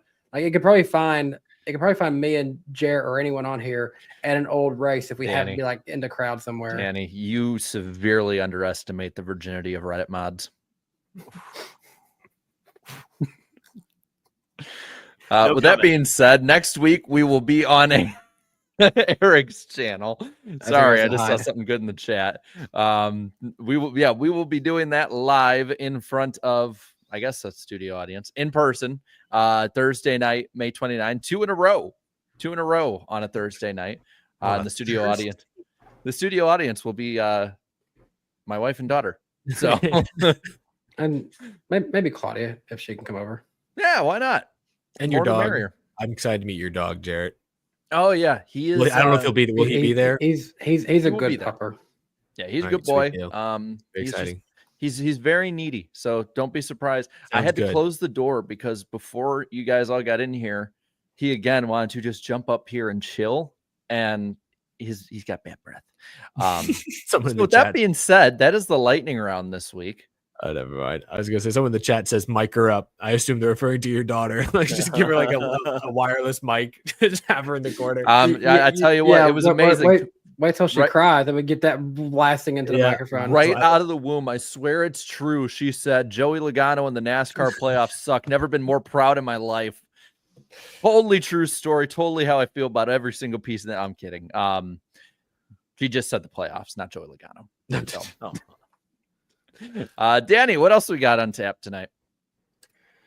Well, part of the reason we're really glad this worked out to have David on with us, we got to get into some of our big headlines this week. And so we're just going to get right into it. And David, I will just ask you this. Penske fired, among others, Tim Cindric this week for an issue. And it raises now the NASCAR tie-in that we have of this. What does this all mean for Austin Cindric's future now with Penske Racing? So, David, give us the best answer you can. Why was Tim Cindric fired? So it's a long story. I'll try to keep it as brief as I can. Team Penske, ever since they bought the IndyCar Series in Indianapolis Motor Speedway in late 2019, has been under immense scrutiny from the very beginning. And I don't really know why, because at times there have been other owners of IndyCar racing. I mean, the owners literally owned the series at one point. It was called CART. Tony George, who was the previous owner of IndyCar racing, owned a team and still does, Ed Carpenter Racing. But for whatever reason, there was a lot more scrutiny when Penske became involved. Now, Penske obviously doesn't just own his team. He owns the Speedway, the series. He also owns part of Ilmor, which builds the Chevrolet engines. So there's a lot of different aspects that Roger controls in IndyCar racing. And so him owning the series and owning the track became a point of just emphasis, although nothing really happened right away that threw up any smoke signals. Well, you get to things like the 2023 Indy 500, where there were a lot of red flags thrown towards the end of the race. Some people perceived, that benefited Team Penske. Now, ultimately, the explanation has always been that was for an entertainment, but the facts are the facts, and Team Penske won that race with Joseph Newgarden. Fast forward to 2024, and at St. Petersburg, Joseph Newgarden won a race, and it was later discovered that Penske had illegal use of the push-to-pass system in IndyCar, which is on a roaded street course, you are allowed to push a button on the steering wheel that gives you a small horsepower boost to try to pass someone. It's kind of similar to like DRS in Formula One. So they had access to the push-to-pass system in St. Petersburg on starts and restarts, which was illegal based on the rules. This was discovered 2 races later at the Long Beach Grand Prix of last year. The wins were taken away from Team Penske. Tim Cindric and others were suspended for the Indianapolis 500. There was a massive backlash in the fan base with the teams and with the manufacturer that has nothing to do with Penske, whether they don't supply them, they don't buy their engines from Roger Penske, Honda. So there was a lot of politics going on then. Obviously, Honda that offseason had threatened to leave the series over completely opposite or completely different reasons, because they felt like they weren't getting their money's worth out of IndyCar racing and things needed to change, and IndyCar needed to do the hybrid and all this other stuff. So that didn't help that relationship very much. I can tell you that. So as time went on, the offending people, I think Team Penske might have let some lower rung folks go in the aftermath of that, but they still managed to come back and win the Indianapolis 500 in 2024. So we fast forward to this year. And well, actually, we go back to Gateway of last year. There was a restart with Joseph Newgarden where Newgarden, to the letter of the law, restarted the race properly. Although I think most racers would tell you that he brought them down in a way that caused an accordion effect and caused a big crash. And it was at that time, after all of this other stuff, that there was a push, mainly by Honda, but by the team owners as well, that there needed to be an independent governing body for IndyCar racing. That has not happened. So we get to Indy 2025, and everything seems business as usual. The Penske cars are fast. They're not as fast as they were last year with the front row sweep and the dominance that they showed, but they're still fast. Well, the one of the worst days in Penske history happened on Sunday. Scott McLaughlin crashed the car that was on the pole position for the Indy 500 last year. That was the fastest car on the grounds. They get to the tech line for the Fast 12 shootout with IndyCar. With the Indy 500, you have a qualifying format where it's split and different cars can run at different times and all this stuff. And the pole position is set by a big thing. So you have to go through technical inspection each time there's a new qualifying session. So there was something noticed, and this is the facts of the situation. There's all sorts of rumors, but I'm just going to tell it as they've told it, and we'll try not to get into rumors too much. Will Power's car went through technical inspection. There was something seen on the rear of the car that the IndyCar technical officials were not sure was legal or not. They allowed that car to go through the tech line and go out onto the pit lane to present for qualifying. As Joseph Newgarden's car came in, the technical director, Kevin Blanche, clarified the rule, knew what he was looking for, looked for the offending part on Joseph Newgarden's car and found it. At that time, both of the Penske cars were disqualified from qualifying. They had to pull the 12 car out of line. The 2 car never got a chance to get into the qualifying line in the first place. They were not allowed to qualify. Now, the part that was modified is the rear attenuator. That's a safety part. That's a crash structure. I believe that the Cup Series car has something similar because it's kind of the Cup Series car is actually kind of based on an open wheel car, believe it or not. Mm-hmm. So it's a crash structure. So in the IndyCar rule book, it's very clear. While it's a spec series where everybody runs the same chassis, there are parts that you can modify on an Indy car. You can smooth body work that isn't crash structure related. You can do all sorts of different things. That is a part that you cannot touch. It was discovered that Penske had touched these attenuators. They had smoothed off a part, not only smoothed it, but bondoed it and clear coated it. Was that a massive performance advantage? No. Was it a performance advantage? Almost certainly. Probably not a huge amount, but something. The principle of the thing and what pissed off all of these folks, whether it's Honda, whether it's Chip Ganassi Racing, whether it's all these other team owners, whether especially Dale Coyne Racing and Jacob Abel, who missed the Indy 500 with a legal car based on the rules, something else had to be done. It couldn't just be, well, you have to start at the back of the Fast 12. So IndyCar ruled that the 2 offending cars, which were the 2 and the 12, have to go to the back of the field and start at the rear. The reason the 3 car, Scott McLaughlin, was not penalized was because, first of all, he crashed his car. And when they went and impounded the crashed car, they discovered that modification had not been done to the number 3 car. This penalty, which was escalated by IndyCar, was not satisfactory to Honda or the team owners. That is why we have now seen Team Penske step in, Roger Penske step in, and fire Ron Rosinski, Kyle Moyer, and Tim Cindric, the 3 heads of the IndyCar program at Team Penske. Tim Cindric, a lot of people believed that he was next in line to take over Team Penske as a whole. And there's all sorts of rumors about how much ownership percentage he had. This is a major, major, major story. The other part that's coming out of this is that it sounds like IndyCar is going to establish some sort of an independent sanctioning body that will be separate from Team Penske or Penske Entertainment. See, I even do that. Okay. So there's a problem right there that when I say Penske, you don't know what I'm talking about. So that's still something coming in the future. IndyCar is in a very precarious position right now. And to the point of the point of Austin Cindric, I would say this. The one thing that I know about Roger Penske is that he is loyal to a fault.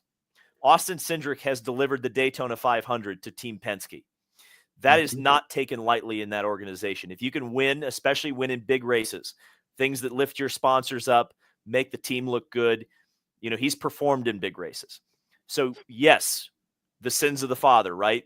These 2 offenses, you have the push to pass, which quite frankly, I think the paddock desired Tim Cindric to be fired then.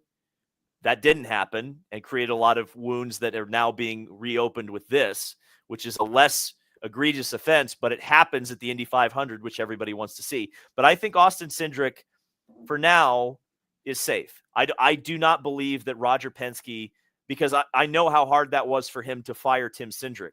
Tim Cindric is the person who rebuilt Team Penske in a lot of ways. He moved the IndyCar team to North Carolina, consolidated the entire team. This was a guy who has been completely instrumental in Team Penske. It's enormous. So I think Roger is going to stick loyal to Austin, believe it or not. There's a lot there. We can jump into the Austin Cindric bit, but I actually want to ask you first. So, as more of a casual IndyCar viewer, I remember the push to pass scandal. And I remember thinking, like, kind of like you just said, like, whoa, that should be the big red flag that forces Penske or IndyCar, one of the subdivisions of Penske, to make major change. And it sounds like it didn't. So for the past year, was there significant animosity in the IndyCar garage, or the paddock? I'm sorry, that You can call it the feel? garage. I Yes. apologize, but yeah. 1,000%, Eric. 1,000%. This has been bubbling under the surface for a long time. There's been a couple of different things. Like I said, like there have been people unhappy about the level of promotion, the TV ratings, all of this stuff. It just compounds it when you have a team owner owning the series and you get caught egregiously cheating at one race, and now a much smaller offense, but you do it at the biggest race. By the way, I forgot to mention the kind of kicker to all of this is that Joseph Newgarden's winning car of last year had this rear attenuator that was modified on it. Yeah. And sorry, you said that you think there maybe was a slight performance advantage potentially, but is that the general? Because I've read all sorts of quotes. I've read people and reporters who've even like dove in deep and said, probably didn't provide any advantage. Others have said, hey, I wouldn't want, a cheating. I wouldn't want to win the race in a car that was elite. Like what is do you think most people believe there was a performance last year and potentially this year? It didn't win the race. That wasn't the reason Joseph Newgarden won that race. I want to be very clear here is that if there, I think about it this way. This is how I think about it. They smoothed off a part that was otherwise not smooth on a 240 mile per hour race car. It had some advantage. Sure. Was that advantage 1/1000th of a mile per hour? You know what I mean? It's like probably not.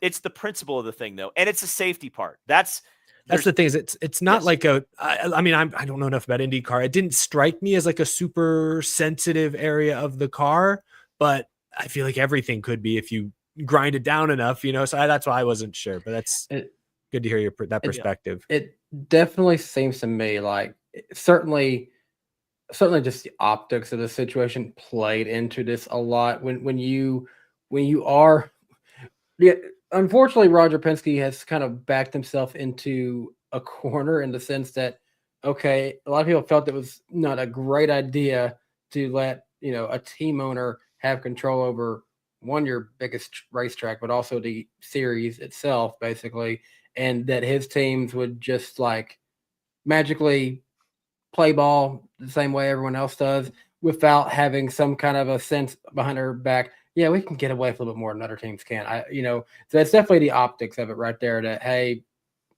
we got to make a change here or else it's going to look bad on all of us. Yes. And so that's an interesting point, Danny, and one that I can't quite wrap my head around, especially after getting wrapped on the knuckles after St. Pete last year, is and to be fair, to be 100% fair, I don't know if this attenuator smoothing was done because they're sitting there rubbing their hands together going, oh yeah, we're going to cheat, we can get away with this. Now was the push to pass? That might've been, I don't know for sure. Or this could all just be coincidence too. I mean, at the end of the day, that's a stretch. There's no doubt about it. But I think, as you mentioned, optics, that word has come up so much. Doug Bowles mentioned it. Roger Penske mentioned it. It's that word I've heard a lot privately in the paddock, right? You can't cheat or even be perceived as cheating if you're Team Penske in this situation. It's not like Team Penske's running 10th at the Indy 500. They showed up here to this race with 3 of the fastest cars.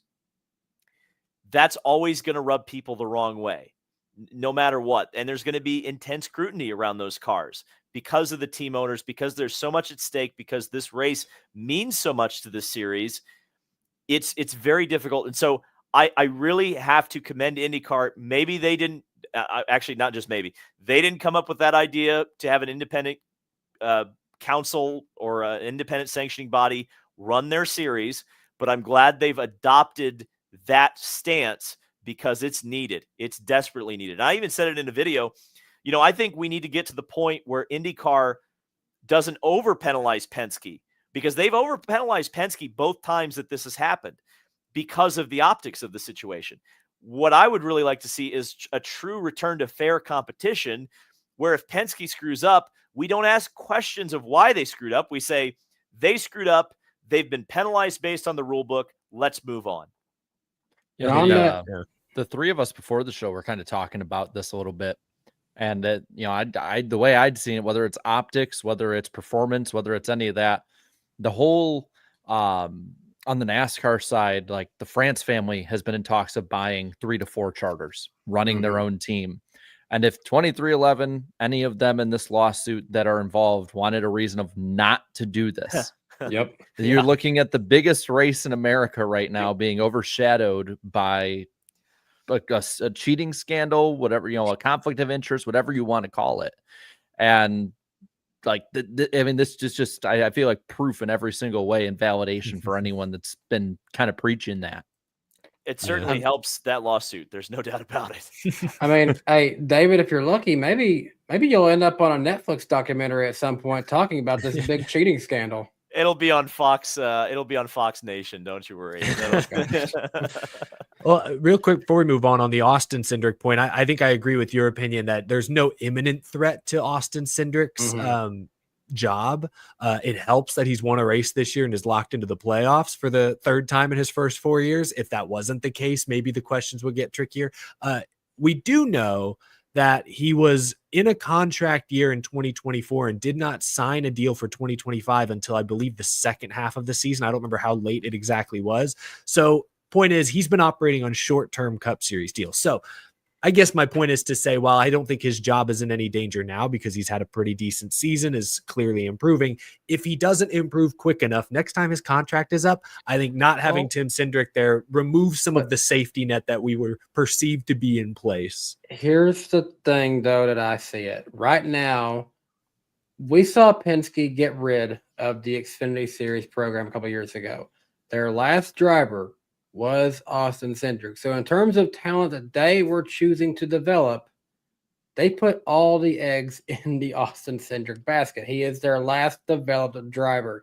And if you look in the standings of the Xfinity Series and of the Truck Series, there is not much of anybody being developed by Ford at this point that gives them any true viable options at this point without having to go take talent from other teams. And without mentioning too many names, like I know for a fact that things could happen in the sport's future that there are other teams who are eyeballing potentially emptying wallets for someone like Ryan Blaney. If they need someone to come over, they could try to snatch someone like that up away from Penske, which would be an even bigger situation for Penske to be looking at away from just having Austin Cindric and whether or not you think he's the best driver for your 3rd car.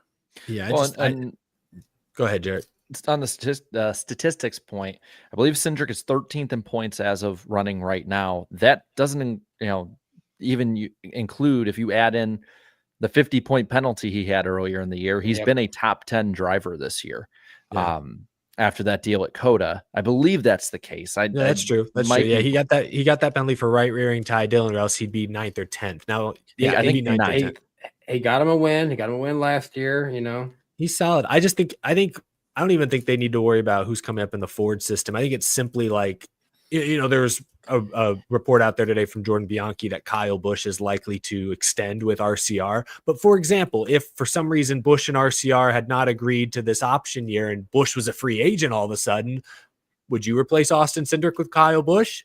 Would Kyle Busch be interested in being teammates with Joey Logano? There are still some pegs you'd have to fit together there, but like there are if Ross Chastain became available, I think you do that. You replace Austin Cindric with Ross Chastain. That's my point, is if Tim Cindric was effectively next in line to be the head of Penske, you probably don't make that move if Austin is doing well at all. But now that he's gone, it seems, I think Roger's loyalty will last until the end of this contract, and then he'll survey the landscape and see if Cindric's still the best guy. That's what I think.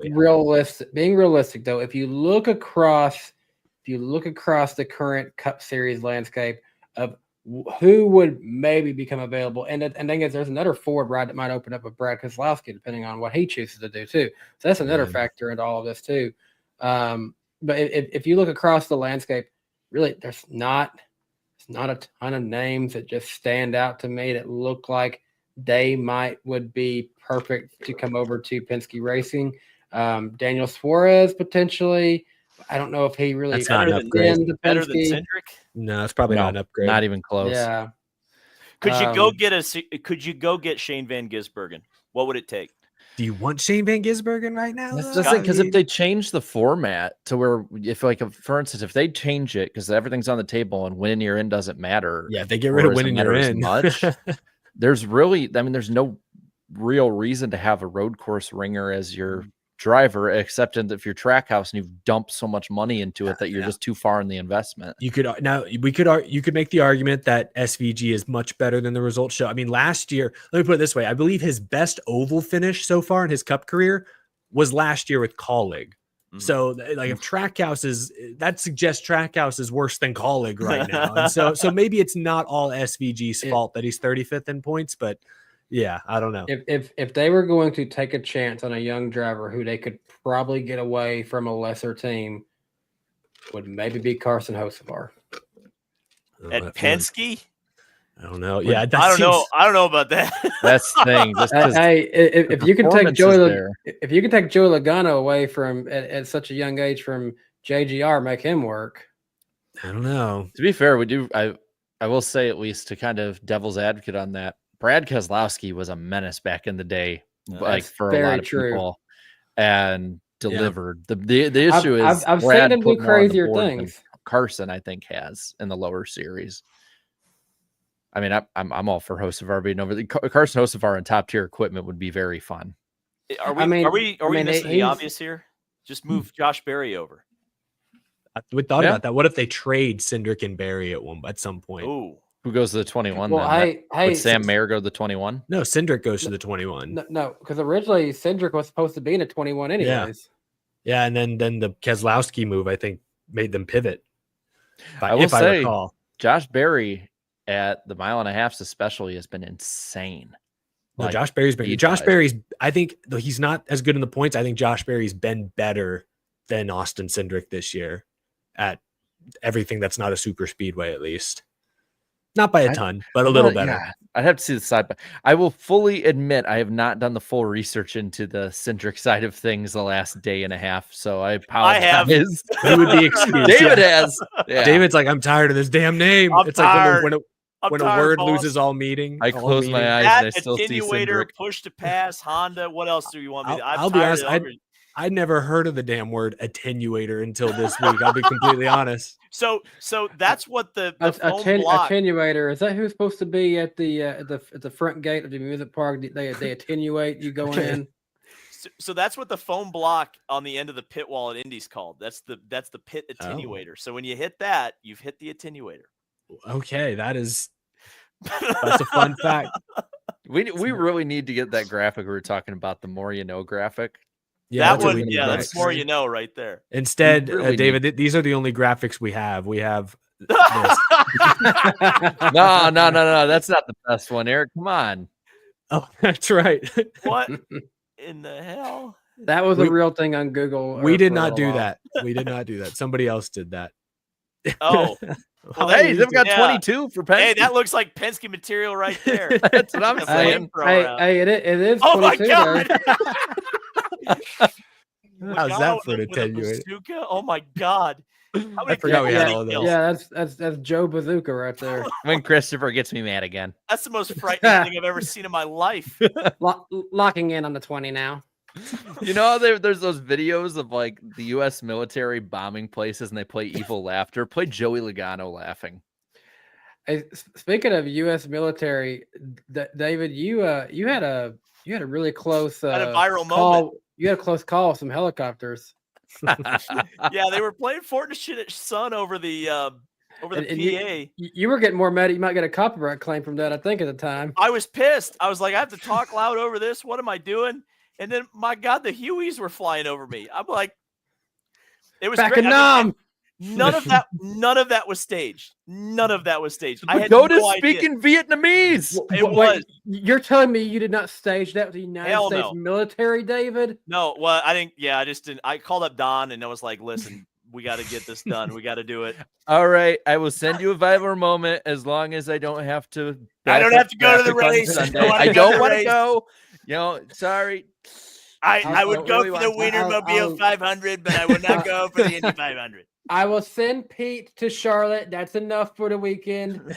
Just don't give him a drink. That's all I ask. Will you accept Don Jr.? Will you accept Don Jr.? That's my final offer. Take Who was it. driving the He helicopter? likes the idea of it being No. the Coke 600.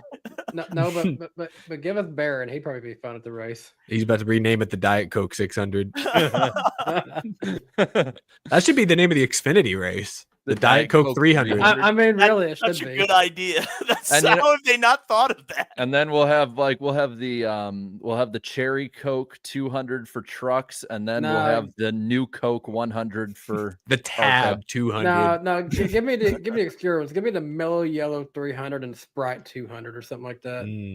Spread the love.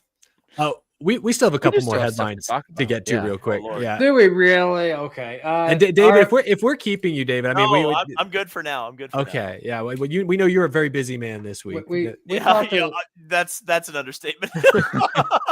we talked enough about IndyCar penalties. Let's talk about NASCAR penalties. RFK gets another one. Yeah, 60 60 points. Oh, you can go read it, Danny. No, you go ahead. You're the resident RFK fan here. I am an RFK fanboy here, and this involves my beloved number 17 car. But Chris Buescher was docked 60 driver owner points plus 5 playoff points. Crew chief's been suspended 2 weeks, which he is serving that penalty despite this penalty being appealed. Chris Buescher drops to 24th in points. This was all over a issue with the, oh gosh, I should have written it down. The front bumper cover. They added they added reinforcement in an area that was unapproved. Let me put it that way, behind the foam, the bumper foam. Anyway, somewhere in the front nose, I forgot. I should have written all this down.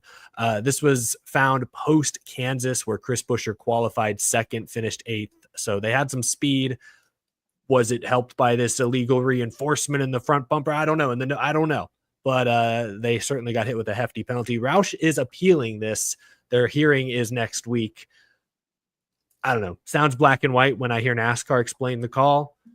We'll see if they get it overturned. I thought Chase Briscoe's spoiler penalty at the beginning of the year was black and white. They got that 120-point death sentence overturned by the appeal process. So, I mean, anything's possible for RFK Racing. This team just needs something to go their way, because even in the All-Star race with Keselowski leading a bunch of laps, he had to go and wreck himself with like 50 laps to go. So they can't get any good momentum. How many offenses at this point has this been for the RFK? Not just like Roush in general, just RFK with this car.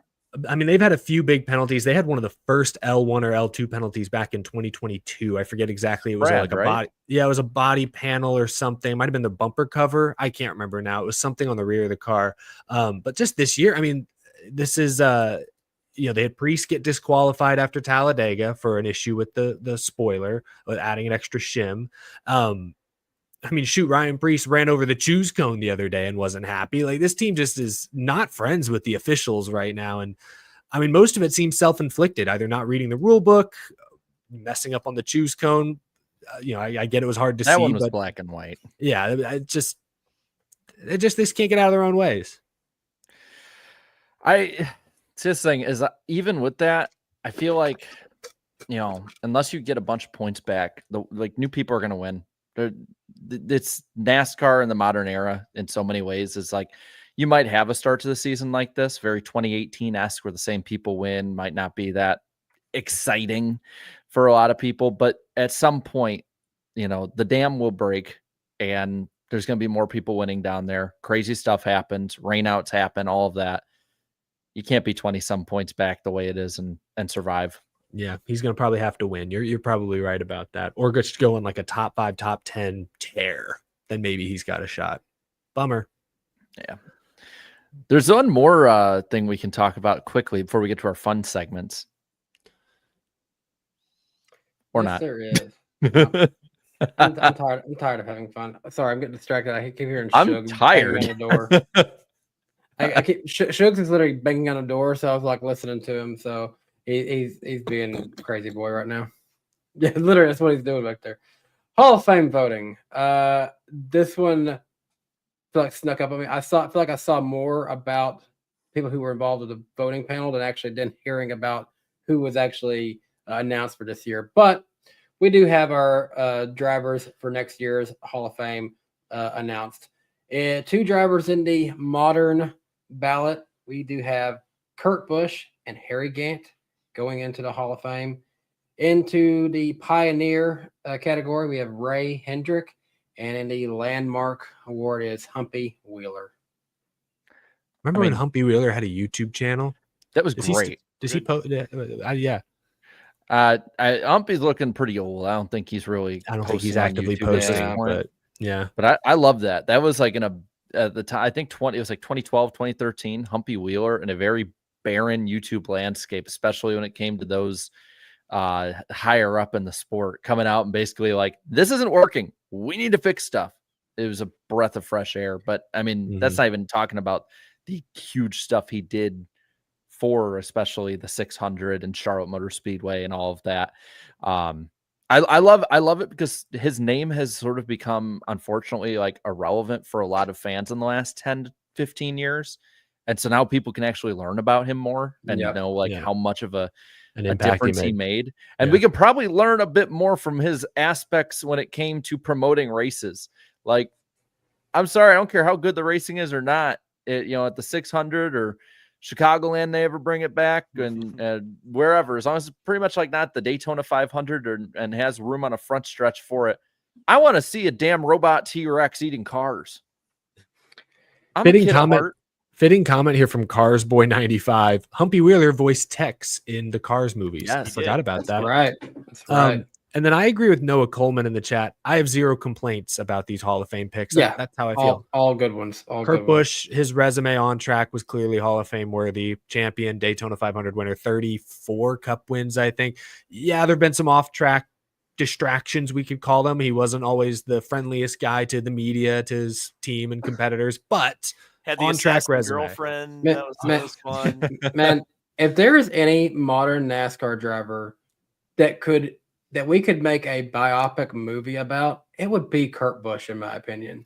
His could be quite interesting, quite fantastic.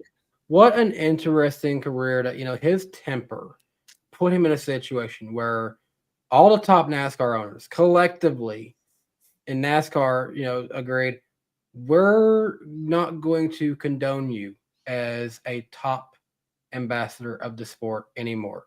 You are a previous champion, but you do not currently fit the bill of what we were looking for. He took the time to better himself, to take advantage of whatever opportunity he got at that point. It elevated from Phoenix Racing to Furniture Row Racing, and then to Stewart Haas Racing, and then to 2311 Racing, getting them and Ganassi. Ganassi. Oh, I can't forget about that. Yeah, Ganassi.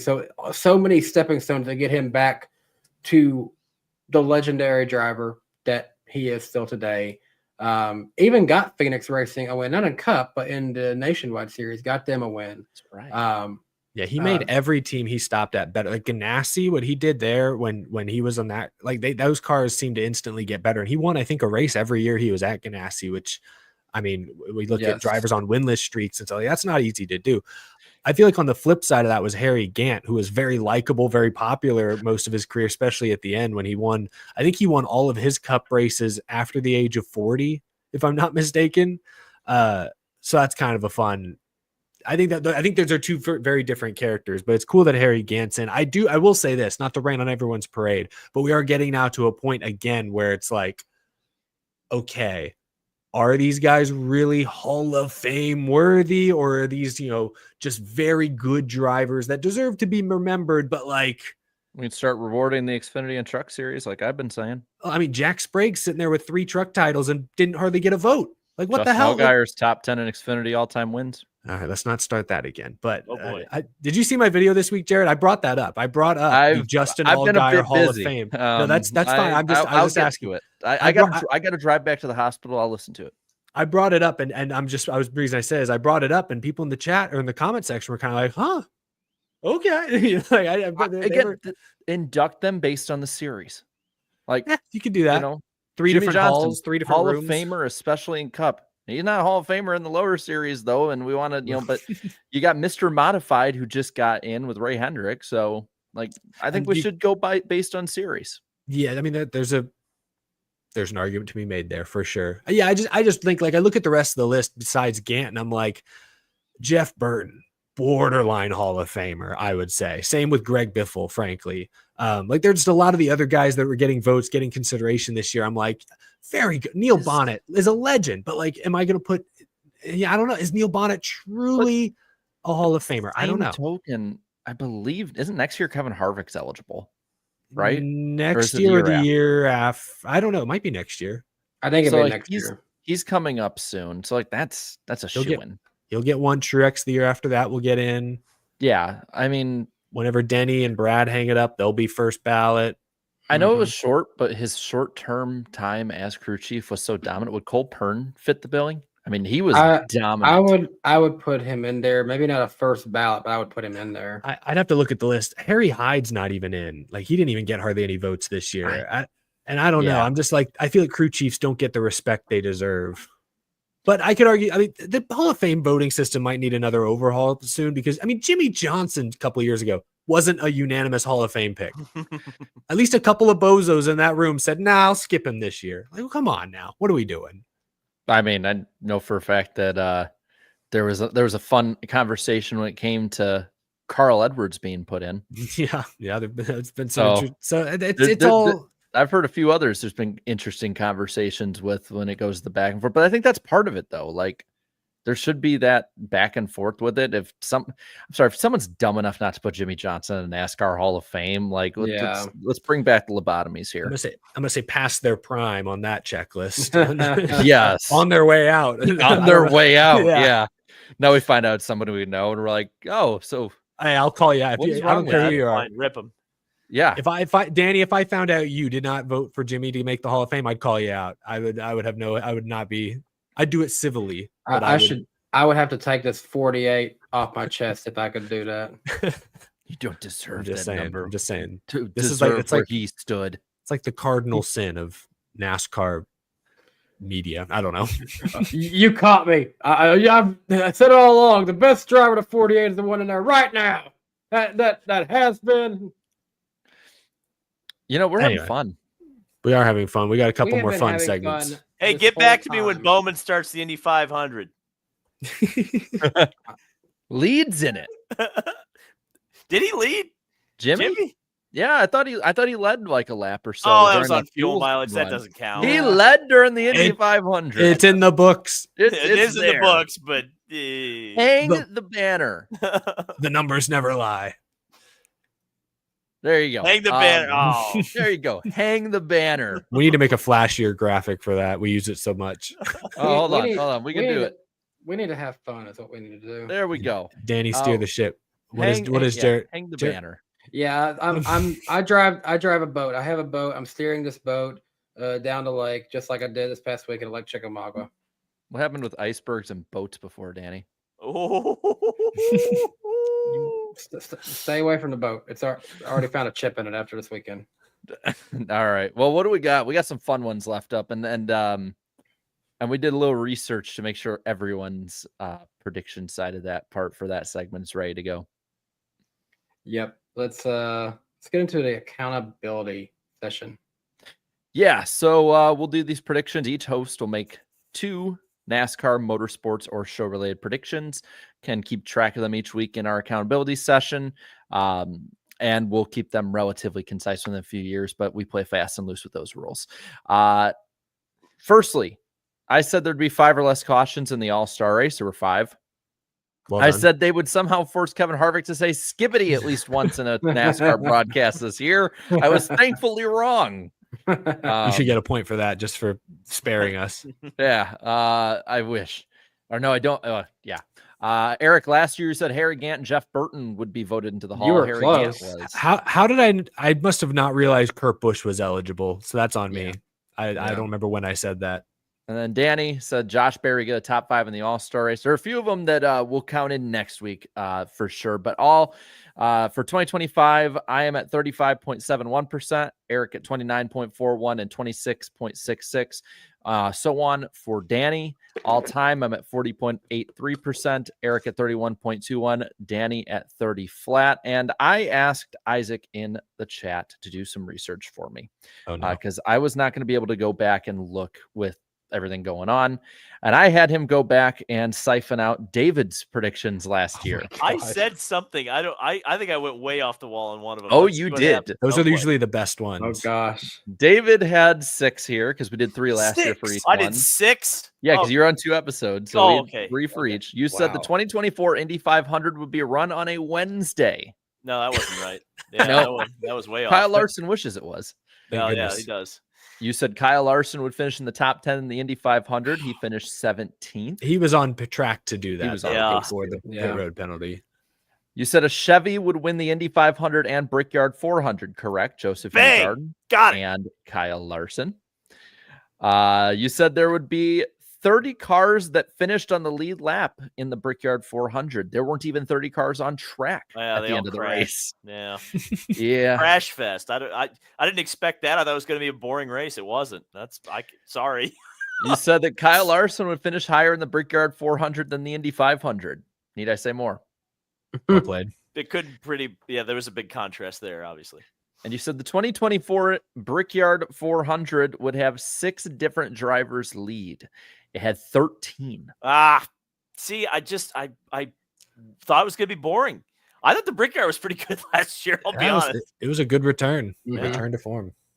So I will lead us off here. We're only We'll doing go- 2 predictions Okay. this time, Yes. David. God, so we won't please. put you on as tough of a spot here. Well, Yep. to be fair, it's only one less because if you bring me on for the Brickyard again, I'm going to make 2 more stupid predictions. So, So we'll start with me, then Eric, Danny, David, and we'll just go back around the room again. I will make my first one now.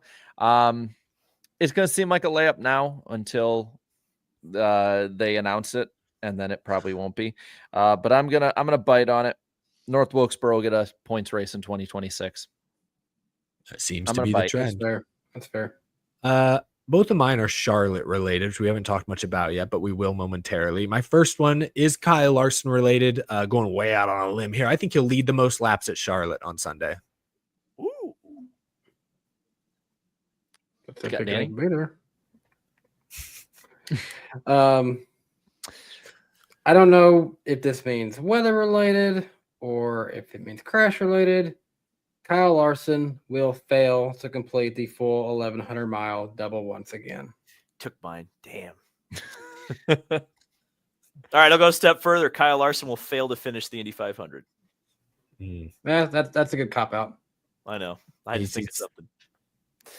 All right. I'll go fun here. I think we're going to see a finish closer than 1/100th of a second again in NASCAR in 2025. I think we're going to see more than likely off the record on it, because I don't want to add this as part of the prediction. Off the record, I think it's probably going to be a super speedway where they're gridlocked. Yeah. But I hope it's more fun than that. So Charlotte this weekend will be the first Cup race broadcast on Prime Video. It's also going to be Carl Edwards' studio debut. Charlotte, Carl Edwards. My prediction is that Prime will show the Carl Edwards crash celebration at Charlotte from his All-Star win in like 2011 or whatever that was. I imagine they will show that replay and will likely make Carl squirm in his seat a bit. That's a good callback. I tend to tie my shirts into stuff for a reason. I'm going to say, since we are going into the prime time, I'm predicting a good summer for Alex Bowman. I'm going to say Alex Bowman will finish in the top 10 in all races on Prime this summer. Ooh, I like that. So like that too. five top 10s coming up for Alex Bowman, I see. Wouldn't it be funny if he won the Nashville race the first year? It's not the Ally 400. That would be funny, and it would also get me a prediction right, I think, because I think I might have said one time I would see him win a race that I would be at this year. Yes, you did. Mm. If he wins the poll, we better be placing all our money on Kyle Larson then. I know, right? All right, David, moment of truth. What do you got? There's a couple I would go with here. I'm going to go with this. I think the Indy 500 TV rating will be over 5.5 million. What I was it last year? I think it was around that number. I think it'll be over. But I honestly think NASCAR being on Prime is going to help the TV number because the boomers are not going to know how to turn their Amazon on. That's my opinion. I love how like for the last 2-3 months on this show, us and everyone on this show has basically been saying they'd be mad if they knew how to read, basically. Like, which is really funny because like all of my family knows how to use Prime and they're so baffled that everyone else around them doesn't. It's because it's simple. I have started to see Prime run commercials that are like, if you have this, and it was like Prime for like shipping and stuff, you also have this. Like they're really trying to get that message. You have like Prime, you have NASCAR. We're not just a delivery system. We also have The Twitter outrage is going to be amazing. Like on Facebook, Twitter and Facebook, just like as people are trying to turn the race on and going, it's not on Fox. That's going to be amazing. Like if one of you doesn't make a video just reacting to comments, like, please, on it, please, I'll do it. That'll be a fun one. I'll spend my Memorial Day just watching boomer meltdowns. It's gonna be legendary. I think. What's this streaming crap? I gotta order my racing and it comes in a box. Yeah, right. And you know what they're gonna miss? They're gonna miss one thing. Oh, we got a car on the wall. Yeah. Oh, that's true. They're gonna miss their June bug. Hey, that's why today they just released the Earnhardt docu-series on Prime. So they're trying to ease the older fan base into Prime. It's actually smart. Earnhart documentary. Are we? They're luring them in with Dale. Dale is the carrot they are dangling at the end of the streaming service. You gotta know your audience. It might work. All right. Well, that was fun. We got one more fun segment. Put the right, chat Danny? away. Yeah, put the chat away. Oh, that's right. Yeah, we got to hide the chat. This is David. You won this last year, the random driver of the week. Yeah, you got Marty Robbins last year. I did get that. That's right. That was you showed us up. We cannot allow this to happen again. and we both looked like doofuses last week. We couldn't. Who was last week? I don't even remember. Well, let's go through. So Danny is up 22-21 all time over Eric. So we have never had it where someone's had more than 2 for the lead on this. Yeah, we've been neck and neck for the whole year. Yeah, and last year. year. So last week I stumped the panel with Tiny Lund, and then Eric has 2 and Danny has 2 of the last 5. Eric got Jimmy Means and Sheldon Creed. Danny got Rob Moroso and Regan Smith. So let's get it going. This random driver was sponsored at different times during his career by Wrangler, Nationwide, and even Coors. That's such a tease. Wrangler, Nationwide, you said? Nationwide. Oh, Nationwide. Oh, I thought you said Nationwide. Okay, never mind. What was the third sponsor? And Coors. I was going to say, if that's Nationwide and Wrangler. That's what I thought he said at first. And I was like, hold on a minute. How many guesses do I get? 3 apiece. I'm going to go Ricky Rudd. Ricky Rudd. On the first one. If he gets this. Oh, thank God. Okay, that's okay. That would have been quicker than Eric's. I was like burning one right off the bat. That's like David from a mid-court. That was Tyrese Halliburton last night. I bounced that damn thing off the backboard. It didn't go in. It's all right. Oh, this random driver all-time in Cup has a 16.5 average finish. So that's pretty good, unless they've run like 2 races. Where'd you finish? 15th and 17th, or 15th and 18th, or wherever the hell it would have to be. I don't know. This or 16th and 17th. I'm a dumbass. This random driver won Cup Rookie of the Year in 1980. I don't know if he won this, but I'm afraid David or Danny's gonna snipe it. So I got to go with the low hanging fruit. Sterling Marlin. Sterling Marlin. Okay, all right, is wrong. Fair enough. 1980 Mm-hmm. rookie. I guess that was early for Sterling Marlin. That was a bad guess. I can think of a Wrangler guy, but he was 79. Jeff Bodine. I'll lock guess. Jeff Bodine. Jeff Bodine. Yeah, okay. You only have one more now, David. That's okay. That's okay. This random driver won Rookie of the Year over 2 other drivers who won Cup races. In 1980. Okay. Yes. Keep going. This random driver currently lives in Chatsworth, Georgia, the town he was born in. I was about to say, did you hunt this guy down? Give me clues, damn it. He went and talked to him last week. This is a very first-hand account we're getting from Jarrett. Now I checked for all 4 of us. None of us have ever tweeted this random driver's name or anything about him. We're cooked. Okay, so it's not Bill Elliott. I was a little bit worried it was going to be Bill Elliott. So Jared's next one is going to be, this random driver had eggs last week. He makes a mean omelet. By the way, am I roboting at all? Because I know you guys are a little on my No. end, so I think it's my problem. You're fine. Okay.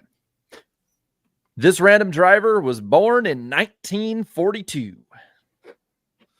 oh Lord. So he was in his 40s when he was a rookie, or late 30s. Interesting. Late 30s, yes. Okay. This random driver is in the Georgia Racing Hall of Fame. I wish I knew my Makes Georgia sense. drivers better. Has the chat gotten it? Mhm. Oh, damn. So no cheating. Who the hell's Nope. a Georgia driver that's not Bill Elliott? Yeah, I don't know. That's struggling. And he's like 80 something. Yeah. The answer is clearly Chase. Oh, wait, there's one guy I can think. No, keep going. This random driver finished second in 2 of his 3 career Xfinity Series starts.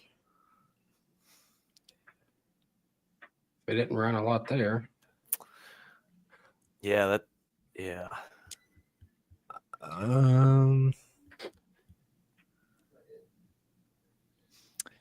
This feel like random it's- driver made Huh? 139 career Cup starts over 11 years.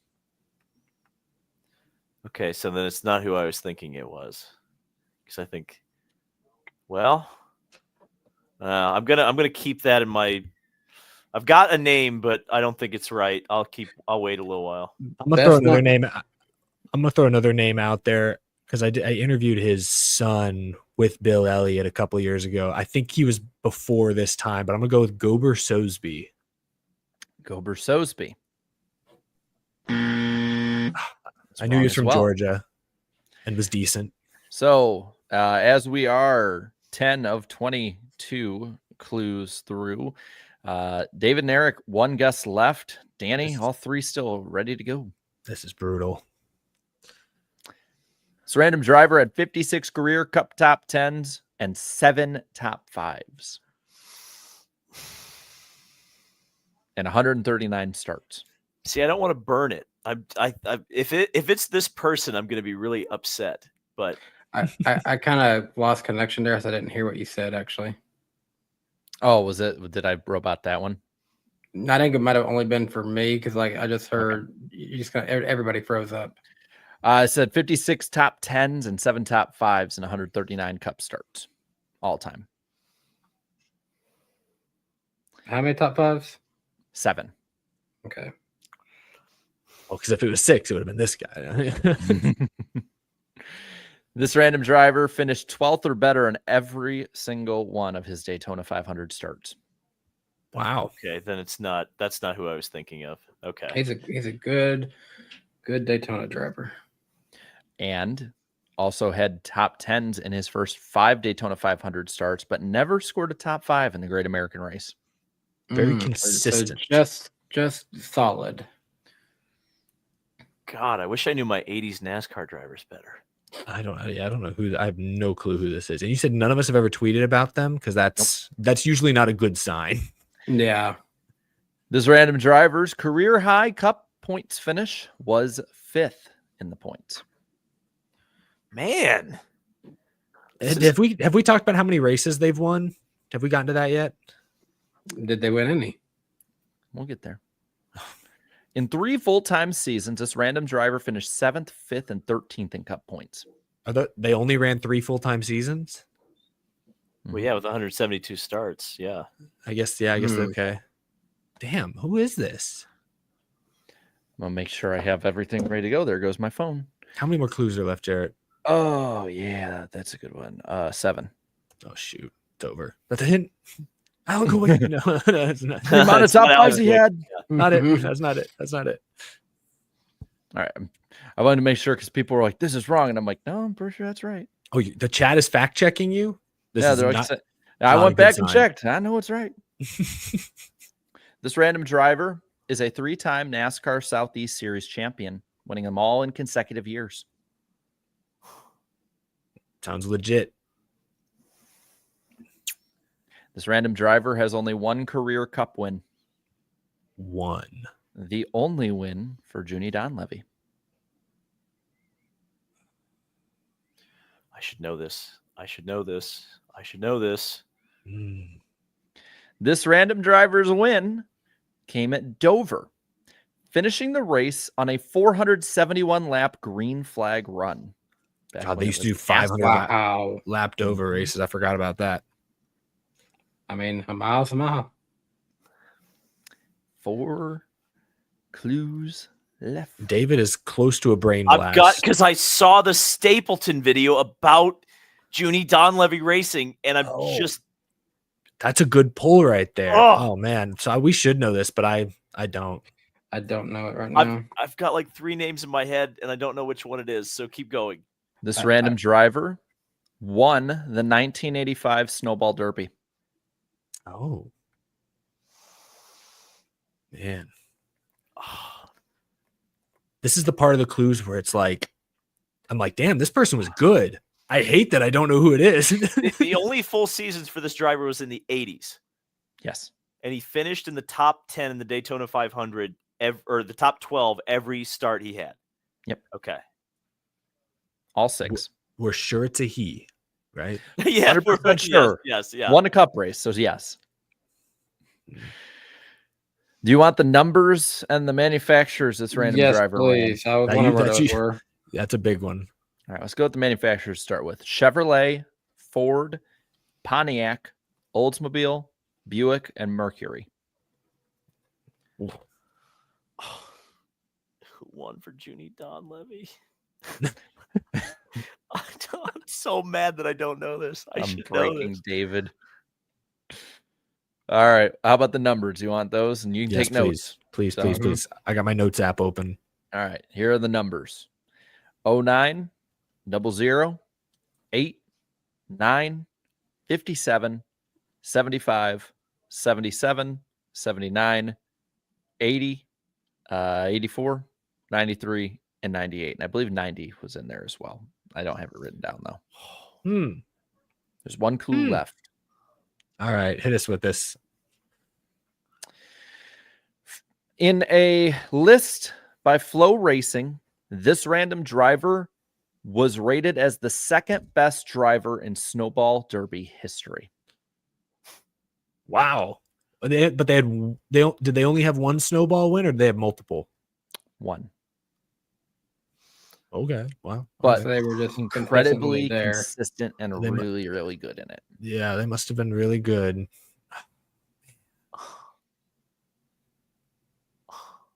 I don't know. I don't know who this is. The name, I'm just going to throw a name out there. I don't think it's right. There's no way it's right. No, it can't be right. Just throw it No. out there. No, it's not right. He's too young. He's too young, I think.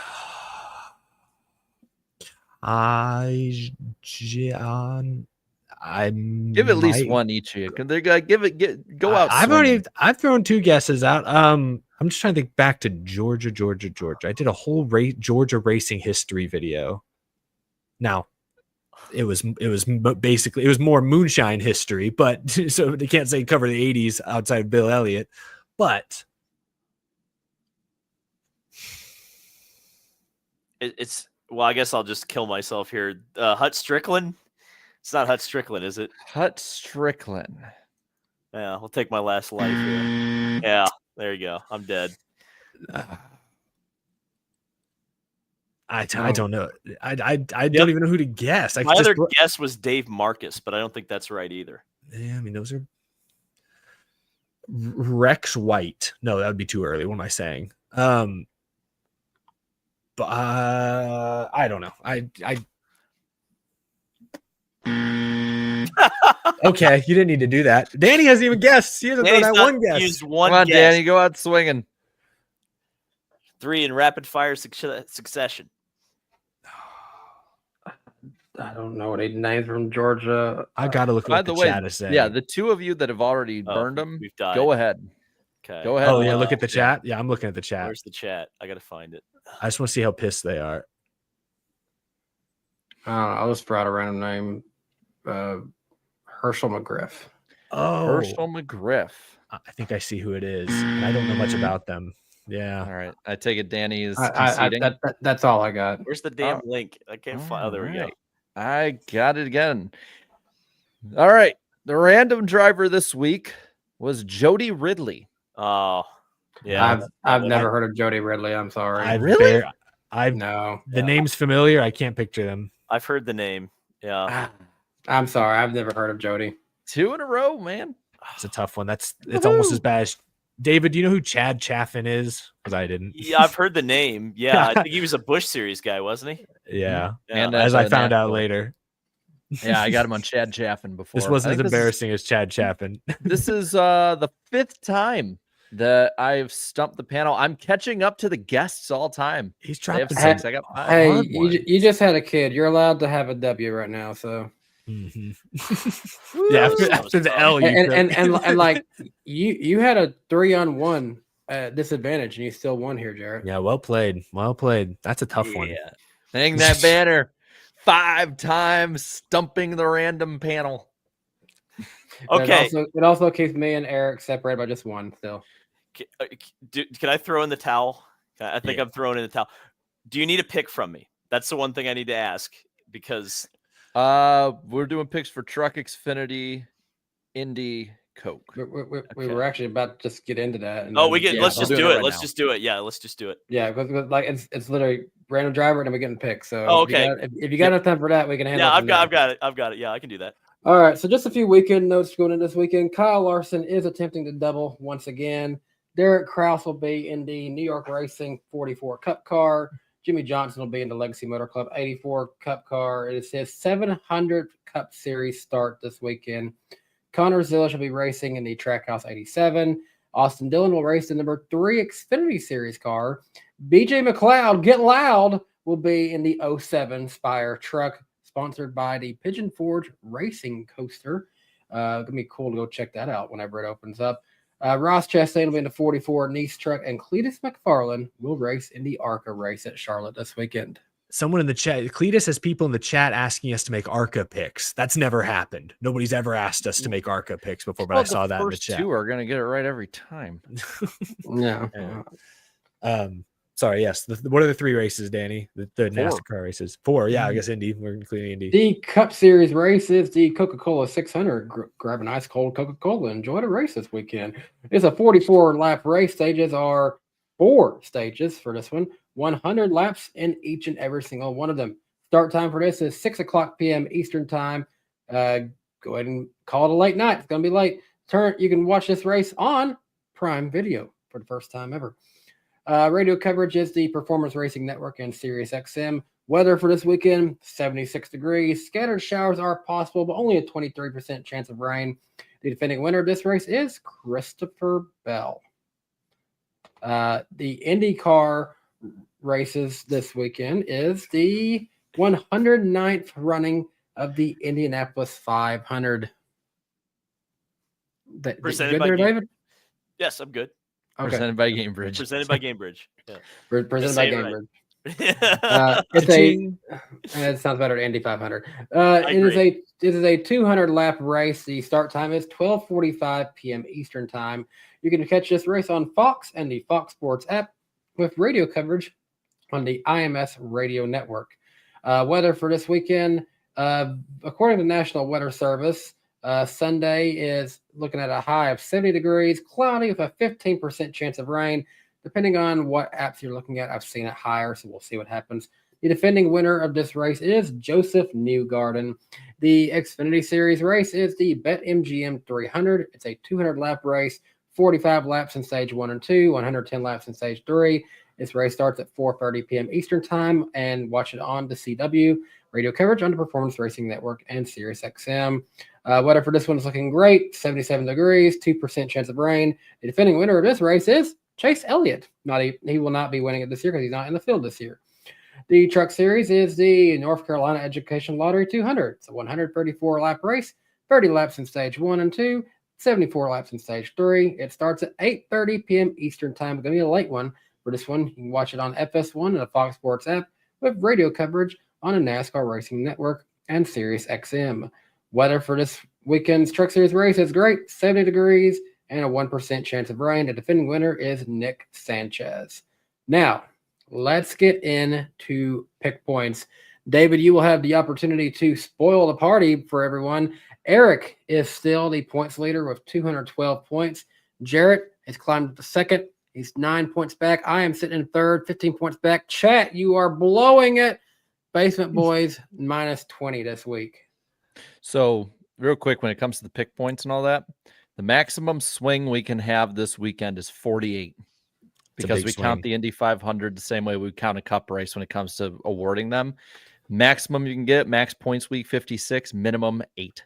So David, you will be kicking us off for picks this week. Okay, so Truck Series.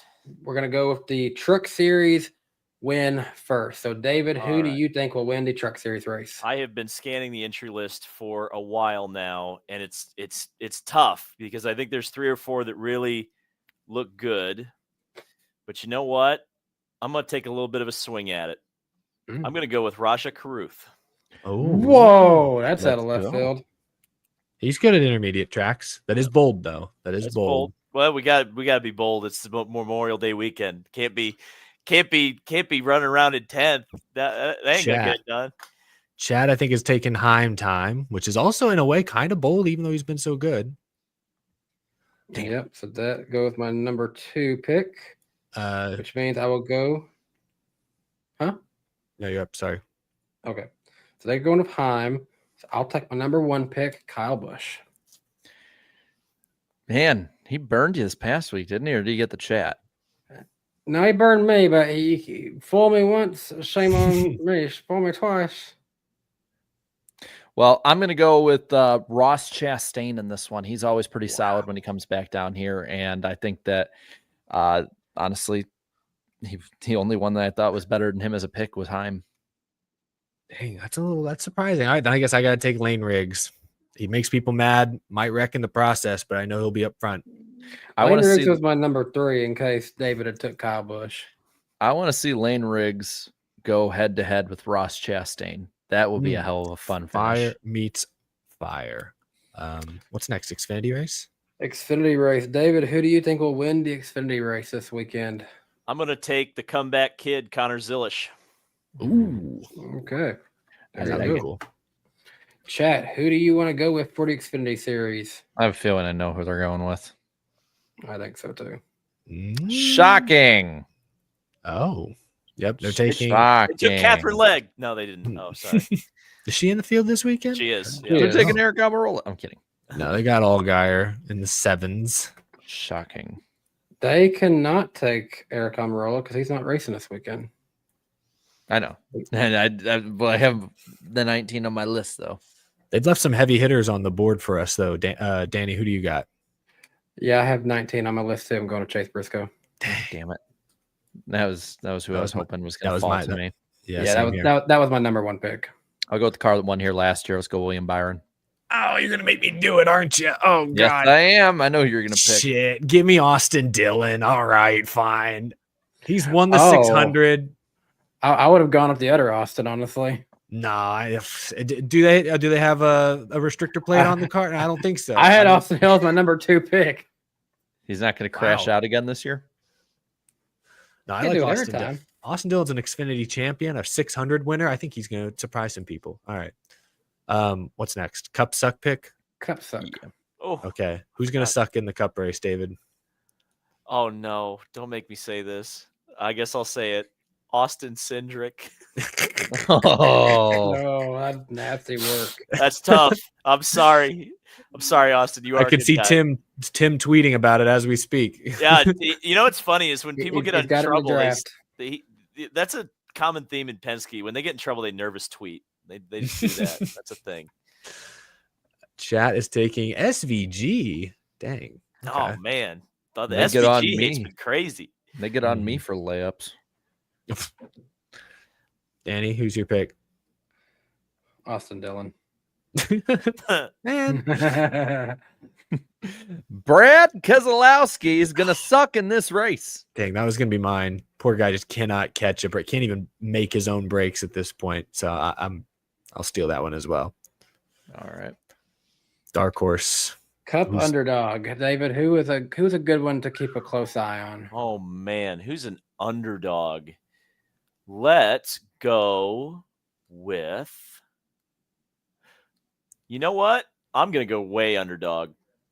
Daniel Suarez. Like that. Okay. That's a pretty good underdog.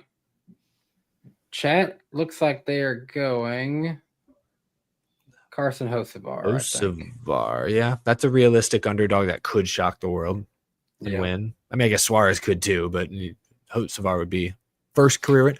Was Matt Kenseth the last guy to get his first career win in the 600? 2000. I think he was. No, Austin Dillon. Ooh. Oh, that was the year before Daytona, wasn't it? No one remembers Austin. You're right. Austin Dillon was the 600.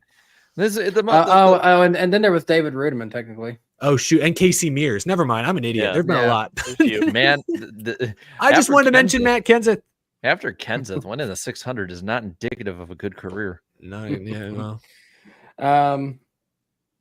My underdog is one just because he doesn't have a lot of wins, and he needs to get a win. I wouldn't be. He's not my pick to win, but I wouldn't be shocked if somehow he did win. So I'm gonna go Bubba Wallace on this one.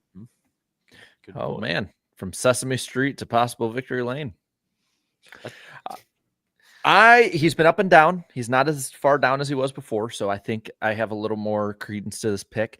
I'm going to go Ty Gibbs as my underdog. He's Ooh. been pretty decent when it comes to speed here and in mile and a halfs in general, and I think he can get a top 10. I know this guy has a win already this year, so we may not consider him an underdog. But Josh Berry, if you look at the numbers at intermediate tracks this year, he's top 5 like almost every week in pure speed. And he wrecked at Texas while leading. Like he's going to be fast. I think Josh Berry's a realistic win pick, frankly. Yep. All right, then who's on that note? The biggest reason David's here, who will win the 2025 Indy 500 presented by Gainbridge? I don't know if it's my official pick, but I want to take it off the board just to be an asshole to you guys. Alex Palou. God damn it. Make it hard on you Even guys. the tier ranker, man. I saw your video. Even the freaking tier ranker. It wouldn't let had me him. put any. It wouldn't let anybody. It wouldn't let me put anybody ahead of Alex Palou. It was crazy. So that's a sign. The guy is just on another planet right now. It's hard to pick against him. If there's anything I've learned about racing fans in America is if they're hating on somebody, he either really sucks or he's really freaking good. Damn it. I was really wanting that one. Oh no, I'm not. Listen, I don't come on the show to make it easy. Yeah, that was my number. You don't. That was I my know. number one. I think it was most of our number one. Shit. Chat are they taking award? No. Yeah, I they're don't know. gonna. They should. You guys need to take Pato off the board. Take the easy ones. Yeah, Take I the think- easy ones. I think they're taking Pato. Yeah. Damn. Okay. All right, So- boys. Let's see how well you've done your homework. On that note, I'm going to go with Scott Dixon. Ooh, good Oh. answer. Good answer. I'll go with McLaughlin. That's a good answer. Yep. The only Penske car still starting good. The only one that's starting higher up in the field, and John gave me the lowdown on passing. So that's the thing. I had boots on the ground this week. Yeah, you did. Yeah. So- he was great on the IndyCar Radio Network, by the way. He's just great in general. Yeah. This dude's won a couple of these. Takuma Sato. Okay. That's a I good like that pick. So I'll the wing last- it. He's on the front row, right? So here's the stat about that, Eric, is that the last 2 times he started in the first 2 rows, he's won the race. The only 2 times he started in the first 2 rows. So he's numerology. Mhm. Numerology. I'll That's take on it. my list. And All right. finally, crack open an ice cold Coca-Cola. Who is going to win the Coca-Cola 600 at Charlotte Motor Speedway? David. Give me Christopher Bell. I like it. Okay. Chat, who do you want? Who do you want, chat? Give him a moment. David was quick. They're still talking about Takuma Sato. I'm saying 84. They want Johnson. I saw Jimmy. Jimmy. The chat yearns for Timmy.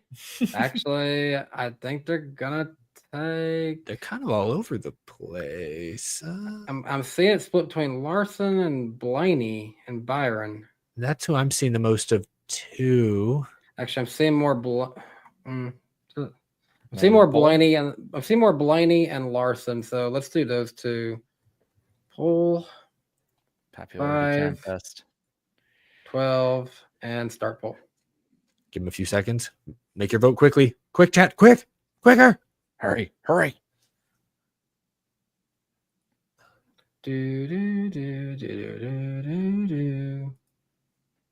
think they've decided. Yeah, I think they have to. Yep.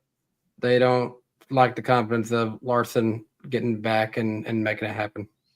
Okay. All right. They're taking Ryan Blaney. Danny, who you got? He's really been picking it up pretty good.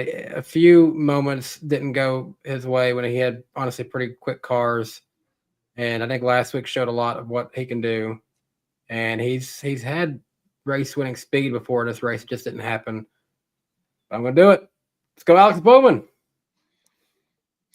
All right. Well, I'm going to keep it to myself of who my interesting pick was going to be, because I'm going to take my number one pick. I'm going to take Kyle Larson. I mean, Cannot you believe left him on the board that long. If there's anything I've learned from doing this now for 8 years, you do not give up the number one pick. Even if it doesn't work out, at the end of the day, you take your best shot. I mean, Gia NASCAR fan brings a good point. 5 is going to start last. He's going to be fatigued from the 500. So It's Kyle freaking Larson. I am livid that second place Jarrett was able to get Kyle Larson at an intermediate track.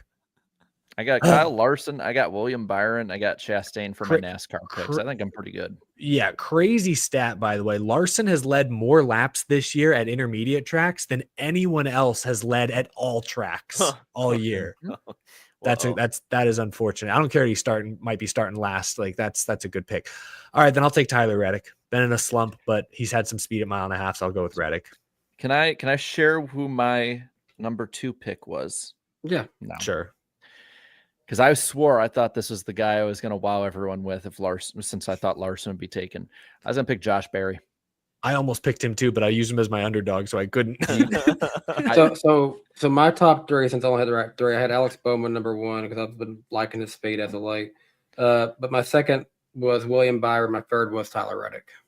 Nobody picked Byron. Maybe I should. Can I modify Nope. my? No, I'm Nope, kidding. I'm too fine. late. I'm fine with Reddick. I No like take Reddick. backs. He's in my kingdom. Sorry. David, thank you Anyone for knows sticking that. with us through the picks. No, I wanted to make the picks. I enjoy the validation of winning this every year, and I got to do it. Yeah. I realized, David, when you text me earlier, 8:39, I realized you're in Indianapolis and you're in Eastern time, and here we're all in Central time. So I'm like, oh yeah, we're at the 90-minute mark, and then you came in at 30 minutes, and I realized the error of my it's- ways. No, It's that was still- my bad there. It's still so weird to think that's that you are Eastern time because geographically you're like directly north of us. We used to be on the right time, and then we decided that we didn't want to be on that time anymore. It's the dumbest thing ever. I just hate daylight savings time in general. I'm a hillbilly. I hate it. It's awful. Yeah, I was just in East Tennessee, which is Eastern time this weekend, and it's one of those places where it gets dark at like 9 p.m. out there. Try living in New Jersey in the wintertime. That was the worst thing ever. It got dark at 4. Yeah, 4. that's how it was. I was up in Illinois. in the winter. That's how it is here in Nashville because we are on the farthest edge of Central Time. So That's tough. But yeah, no, I appreciate you guys having me on. Looking forward to watching all the racing this weekend. I hope everyone in the chat is. And yeah, I need to go to bed. It's carb day tomorrow. Oh God. Oh, yeah, that's right. You have a good one, man. I get to see the wieners race each other. It's gonna be great. So we're gonna see how that that's goes. I love those wiener measuring contests. Post as much wiener content on Twitter tomorrow as you can. Put it behind a paywall. I hear people pay for that kind of thing. Hey, I might already be posting wiener. You don't know. Hey, but no, if you're not posting wiener on carb day, what are you doing? Maybe that's my 100,000 subscriber celebration. Oh, you're gonna go from 100,000 to 0 if YouTube gets a whiff. Well, of that. that's true. That's true, and that would be the fastest loss of 100,000 subscribers of all time. So I'm not going to do that. That's fine. But if you want to watch IndyCars, come on down. If not, you're in the right place. Gold standard. Gold standard of IndyCar coverage here. Yeah. Appreciate Good you stuff guys. this week, Yeah, all year yeah. long, David. Good to see you. Thank you so much, Eric. See you guys. Have a good one. Let's put Danny Fun back where he stuff. belongs. Let's put Eric in the yellow Where I background. belong. Yes, and then me with the blue background. Oh yeah, we're color coordinated. Wait, I never noticed that. I'm in Yeah, the yellow Danny's box. channel. I'm able to color coordinate it. Danny's red. Oh, Yeah, that's there clever. we I go. like it. I like it. Nice. All right. We need to get through super chats to end this off here tonight because we need to get Jarrett back to his baby. Yeah, that's right. Luckily StreamYard gets the editing done for me for the audio and the downloading, so it's a quick upload for the Spotify crowd. So last we left off was a polite comment about Chandler Smith. Yes. SK Abel, appreciate the $2. Are any of you guys going to Michigan? I will not this year. I've been there before, but I will not be going this year. Not this year. No, not this year either, unfortunately. Logan King, appreciate $1.99. We need win predictions on the Weenie 500. I looked that up, and I'm going to go with chili dog because I like a good chili dog. Is the Martinsville hot dog racing? As, What are the not options? yeah, so let me actually look up like a Weenie 500 lineup. Weenie Hut General. Super weenie. Here it is. Yeah, Fox Sports literally put out a guide to picking a Wienermobile for the inaugural Weenie 500 By Bob Buckers. I know it's not Bob. It doesn't Hard actually say hitting who wrote this. journalism. Bob is All right, above so that, as he so should you be. have a few different options here. You have a Shy Dog. How do you say that? It's a Chicago. Oh, A Chicago I think- dog. Yeah, Chicago dog. It has a Chai Dog. So, but anyways, it's got Chicago Dog, New York Dog, Slaw Dog, which is and these are all actually says like parentheses like what part of the country. So Chai Dog is Midwest, New York Dog is East, Slaw Dog is Southeast, Sonoran Dog is Southwest, Chili Dog is South, Seattle Dog is Northwest. I'm gonna go Chili Dog on this one. It says this is for fans of Texas Longhorns, Dallas Cowboys, and Houston Astros. So Eric has to go in there by default. I would have gone chili dog by default. I'm not a big hot dog guy in general, as you all know by my Martinsville hot dog takes. Chili dog is the one kind of hot dog I would eat, though. I would enjoy. So yeah, I would pick that one. But since you took that one, Danny, you took the one that literally says Houston Astros on it. We can both be the same one. We don't got to be different. Okay, good. Oh, good. We don't have to be. I thought this was for bonus points. So I was like getting really competitive about it. It's a super chat. Oh, never mind. Then yeah. Someone in the chat, Terry says no corn dog. Yeah, that or Coney dog. Oh, Coney dog. Well, that too. I guess they had New York Dog, so that kind of already had that. So fair enough. Well, I will take the chili dog as well, but my backup will be the Sonora dog. That I don't know what that's on that, but I like the sound. Give me a slaw dog, baby. Well, it's not. I'm not a slaw dog guy. Sonoran Dog is for fans of Arizona Diamondbacks, Arizona Cardinals, New Mexico Lobos. I do like the American Southwest. I'm the kind of guy that subs out the coleslaw for extra toast or cane sauce at Raising Cane's, just to make a chicken reference because we've gone 2.5 hours without one. Chicken. Yeah. I'll tell you something here. Michael Williams, appreciate the $1.99. He retracted the message and he sent another one for $4.99. Appreciate the $4.99, Micah. Is Corey Heim going to be the next major prospect Toyota ends up losing if he is not in a cup ride by 2027? Well, I think he will be in a cup ride by 2027, but I could also see him being a top talent that someone tries to snipe eventually. Corey Heim to the 2? I mean, people are saying. Oh, I see Drew's comment in the chat. It's got Derek giggling, hooting and hollering over here. Yep. Guilty. Wait. Don't read it, Danny. Go to the next God. super chat. Go to the next super chat. What's even funnier is seeing Riss 2 comments later. Michael Walter, appreciate $1.99. I just have a flair for the dramatic and fireworks. Hunter Nixon Fishing, appreciate it, $9.99. Always good to see you, Hunter. The ultimate all-star race is to make it a figure 8 and have it at Talladega so Tony Stewart can throw the promoters yellow and his dream can come true.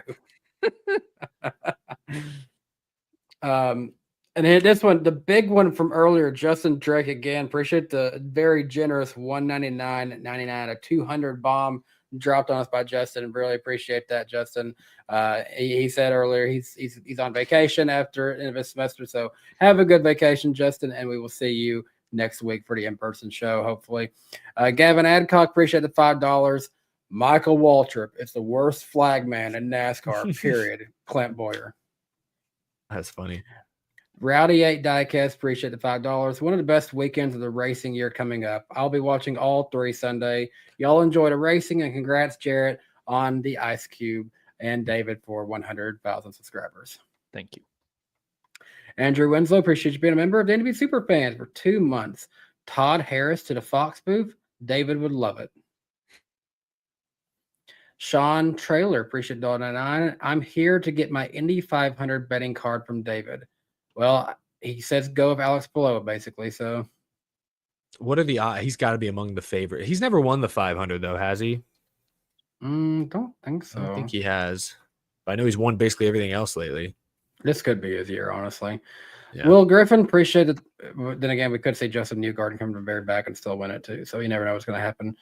Will Griffin, appreciate the $20. 2 questions for Mr. 100,000. Oh, he's gone, sadly. Any news of IndyCar teams changing power plants? Second, what can GM do to stop sucking so much in IndyCar and IMSA?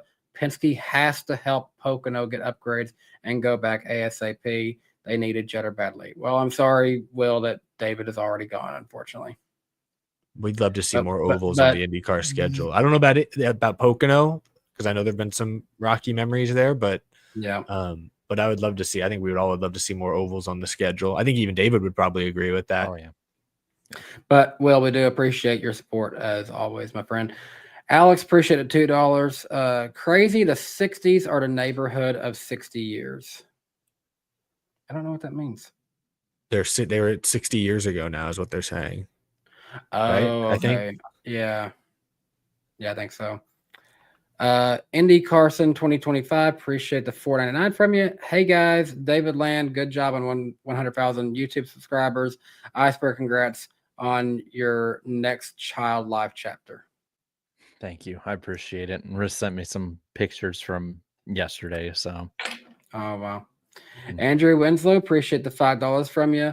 The lol cow of the week is Team Penske. For punishment, Roger must sell IndyCar and his team to Michael Waltrip. Oh God. Welcome to Mikey Carr. Indy Carson 2025, appreciate the $4.99. David, I wish I could see you at the Indy 500 next Sunday, but I don't have the access like you do. I'll be in the J stand.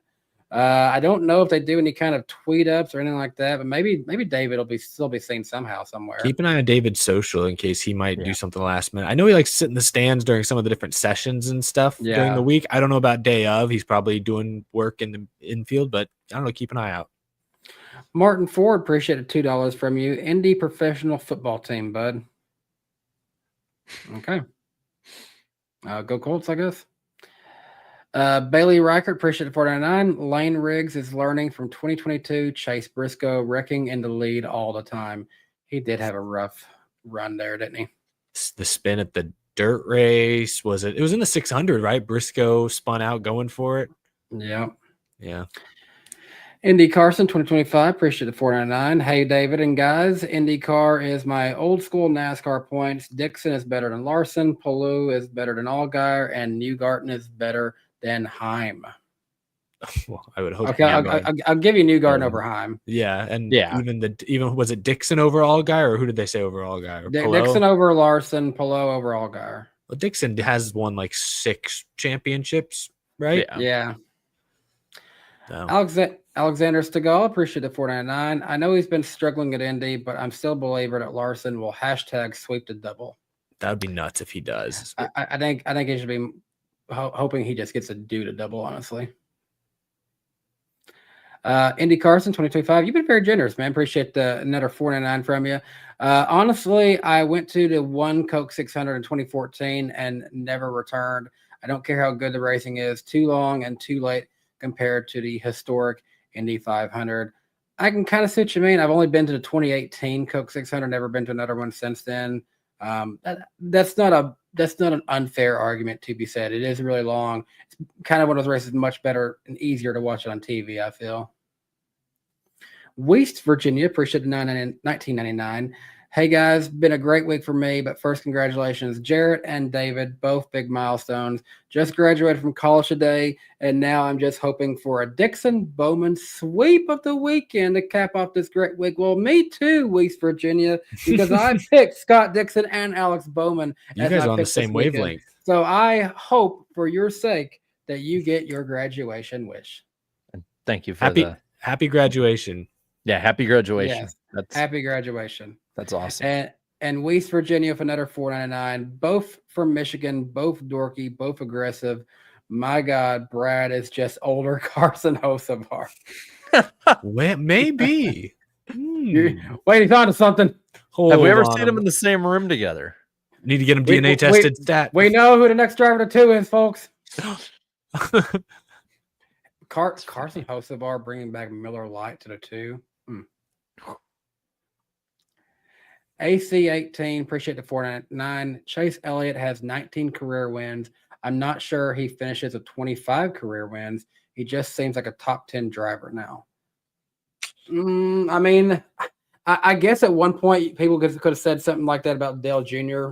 at one point, and ultimately he really had a fall off. So I'm not gonna say yes. I'm not gonna say no to that right now. He's so still really have to wait and see. He's still only 29. I think he'll get over 25 win. I still think Chase, great chance they click at one point. He gets close to 40 by the time his career's over. I wouldn't be shocked. We'll see. Yeah, we'll see. I mean, there's plenty of time. Jarrett's about to get attacked here by Martin Ford for $5. We do appreciate the $5 here, Martin. Eric and Danny, y'all got to start calling out Jarrett for his layup picks he does all the time. He literally pads his stats, and someone needs to call it.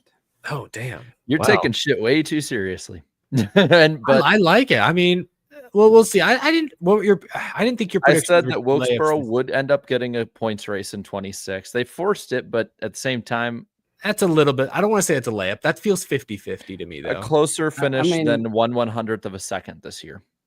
I mean, we've all done some layups. Actually, I about went really bold. I didn't use this one. We let Danny take layups to get back in the game. We gave him like the rubber band effect in a video game. Yeah, Give him a bullet bill. I mean, I feel pretty good about my ones this week. I almost said BJ McLeod would get a top 10 truck race at Charlotte this week, and I hope he does. But it's also kind of risky too. I wouldn't call that a layup, though. No, that's not a layup. That 07's been iffy. Kyle Busch could barely run top 10 in that truck. That's true.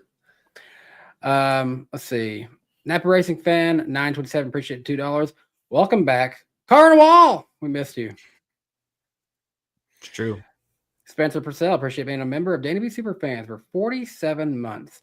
Happy Memorial Day on Monday, everyone. Yes, happy Memorial Day. I am off of my full-time job on Monday, so I get a day off to do house projects, most likely. Blue Jimmy 48 fan, appreciate the $5 from you, man. In Charlotte for my first Coke 600 weekend. Hope Jimmy can deliver a good finish for start number 700. Congrats on the baby, Jarrett. Love y'all, NWP fam. Blue Jimmy, I hope for your sake, Jimmy gets you a top 15. I hope he gets you a top 15 for a 700 start. I was gonna say top 20. I want to push harder. Get you a top 15. He was third Jimmy at Daytona. Johnson. He's threatening his great average finish on the year by running this race. I wonder if one more race could boost him back up above Cody Ware. That'd be funny. Points. Check the points. I think it could happen. Wait. Yeah, I'm gonna actually look at that NASCAR Cup Series standings. Driver go down. Jimmy Johnson is 34 points, and Cody Ware. Oh yeah, he's right above him. He's 68 points. So he's 34 points back. Yeah, he could get that in one race. Yeah, I mean that would be awesome if Jimmy Johnson could have a good enough race to pass him. How many points what position would you have to finish to get 24 points just alone? I mean, he could do decent enough in some stages and get stage points that way. No, my point is, like, if he has to make up 34 points, if he gets 10 stage points, he just needs like 24 points finishing wise. That'd be like 12th-ish, 13th. This thing, I never bothered when they redid all this stuff because the stages make the finishing order like not matter as much to me with the points. So I don't know off the top of my head. 16th, they're saying, or top 20. 16th seems about right. And so I said, go get a top 15. So if he does that, Top 15. he might Gets- pass Cody Ware. Get some stage points. And then we can run the joke again that Jimmy Johnson's doing better than Cody Ware. GN NASCAR fan 24, appreciate the $5. Eric, as someone living in Orlando, do you plan on going to Universal's Epic Universe? It had its grand opening today. I'm waiting until later this summer. You know, I heard about that. I got a good friend of mine named Joseph. He does some stuff at Magic Kingdom. I think he drives a train, and he actually just started part-time at Epic Universe too. So he's kind of all over with Disney and Universal down there. Yeah, I know people that do work at both, which is wild to me. It's very interesting. But yeah, no, I wish I was still living in Orlando right now. It'd be awesome to go check out Epic Universe. It's got the Nintendo World, How to Train Your Dragon, the Dark Universe, like Universal like monsters, like Frankenstein's monster and Dracula. A lot of really cool stuff. I love theme parks. Excited to check out a new one. I'll probably go later this year or next year, tentatively, to finally check it out. But yeah, hope you have fun. Hold on. YouTube decided to be weird and crash on me. Let's reopen that. Napa Racing fan 927, appreciated $2 from you. What was each of your favorite 2025 Fox moment? When they cut to that kid yawning and falling asleep in the stands at the All-Star race. I'll go. Or the Clash, you mean? Oh yeah, I'm sorry, the Clash. I'll stick with the Clash. I'm going to go with the Chase Elliott fan going. The fan. That's right. The fans are going wild tonight at Bowman Gray, and then and the Harvick just over and over. Listen how wild they're going in Bowman Gray. Crickets. Accurate. Putting that poor kid to sleep.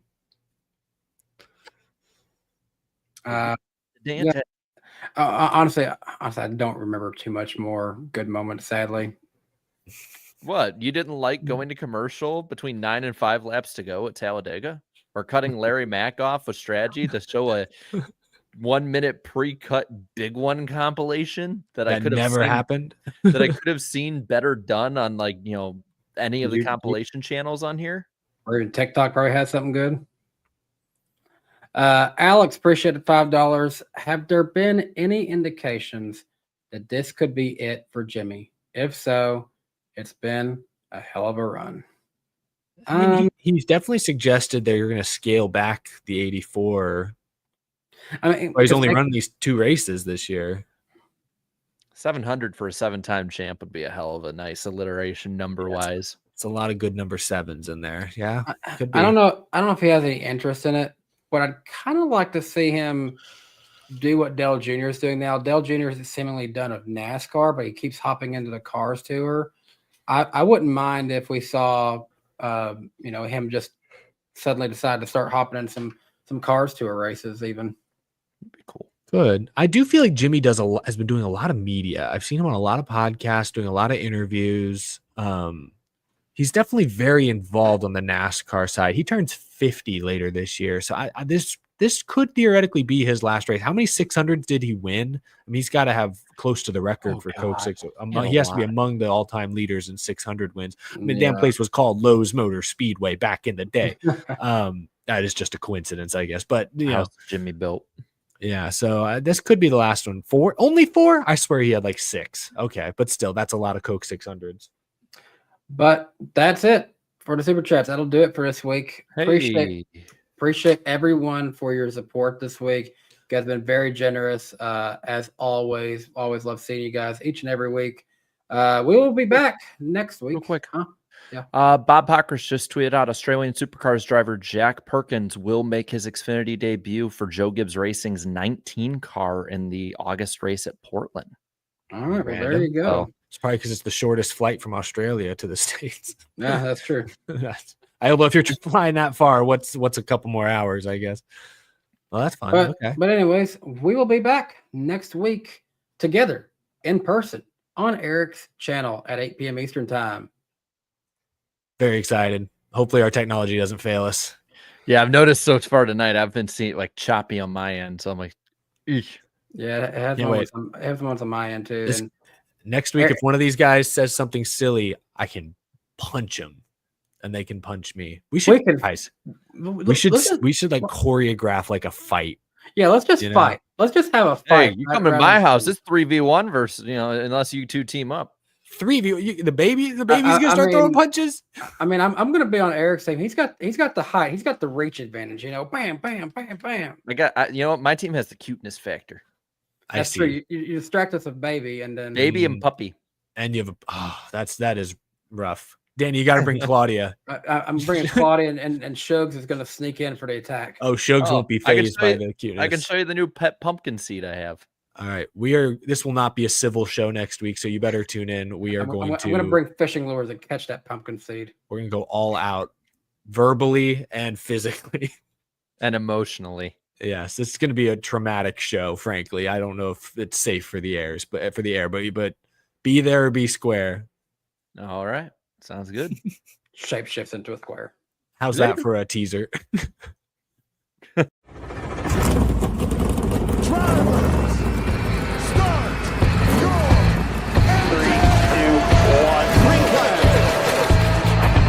Started off right now. Right on, come on. Get outside. 3 wide. Unbelievable. Green playing. We're going. I like the aggressive. We probably got the great car. You can go tell all those guys up there they can suck it. What we're about to do is not a good idea. All good. What is he doing?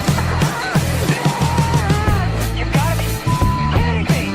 Half the pack is flying apart. They're so nice to See at the line. Oh, pack of cars come piling in as well. Jump. Come at the light. You're low. Come back on him. that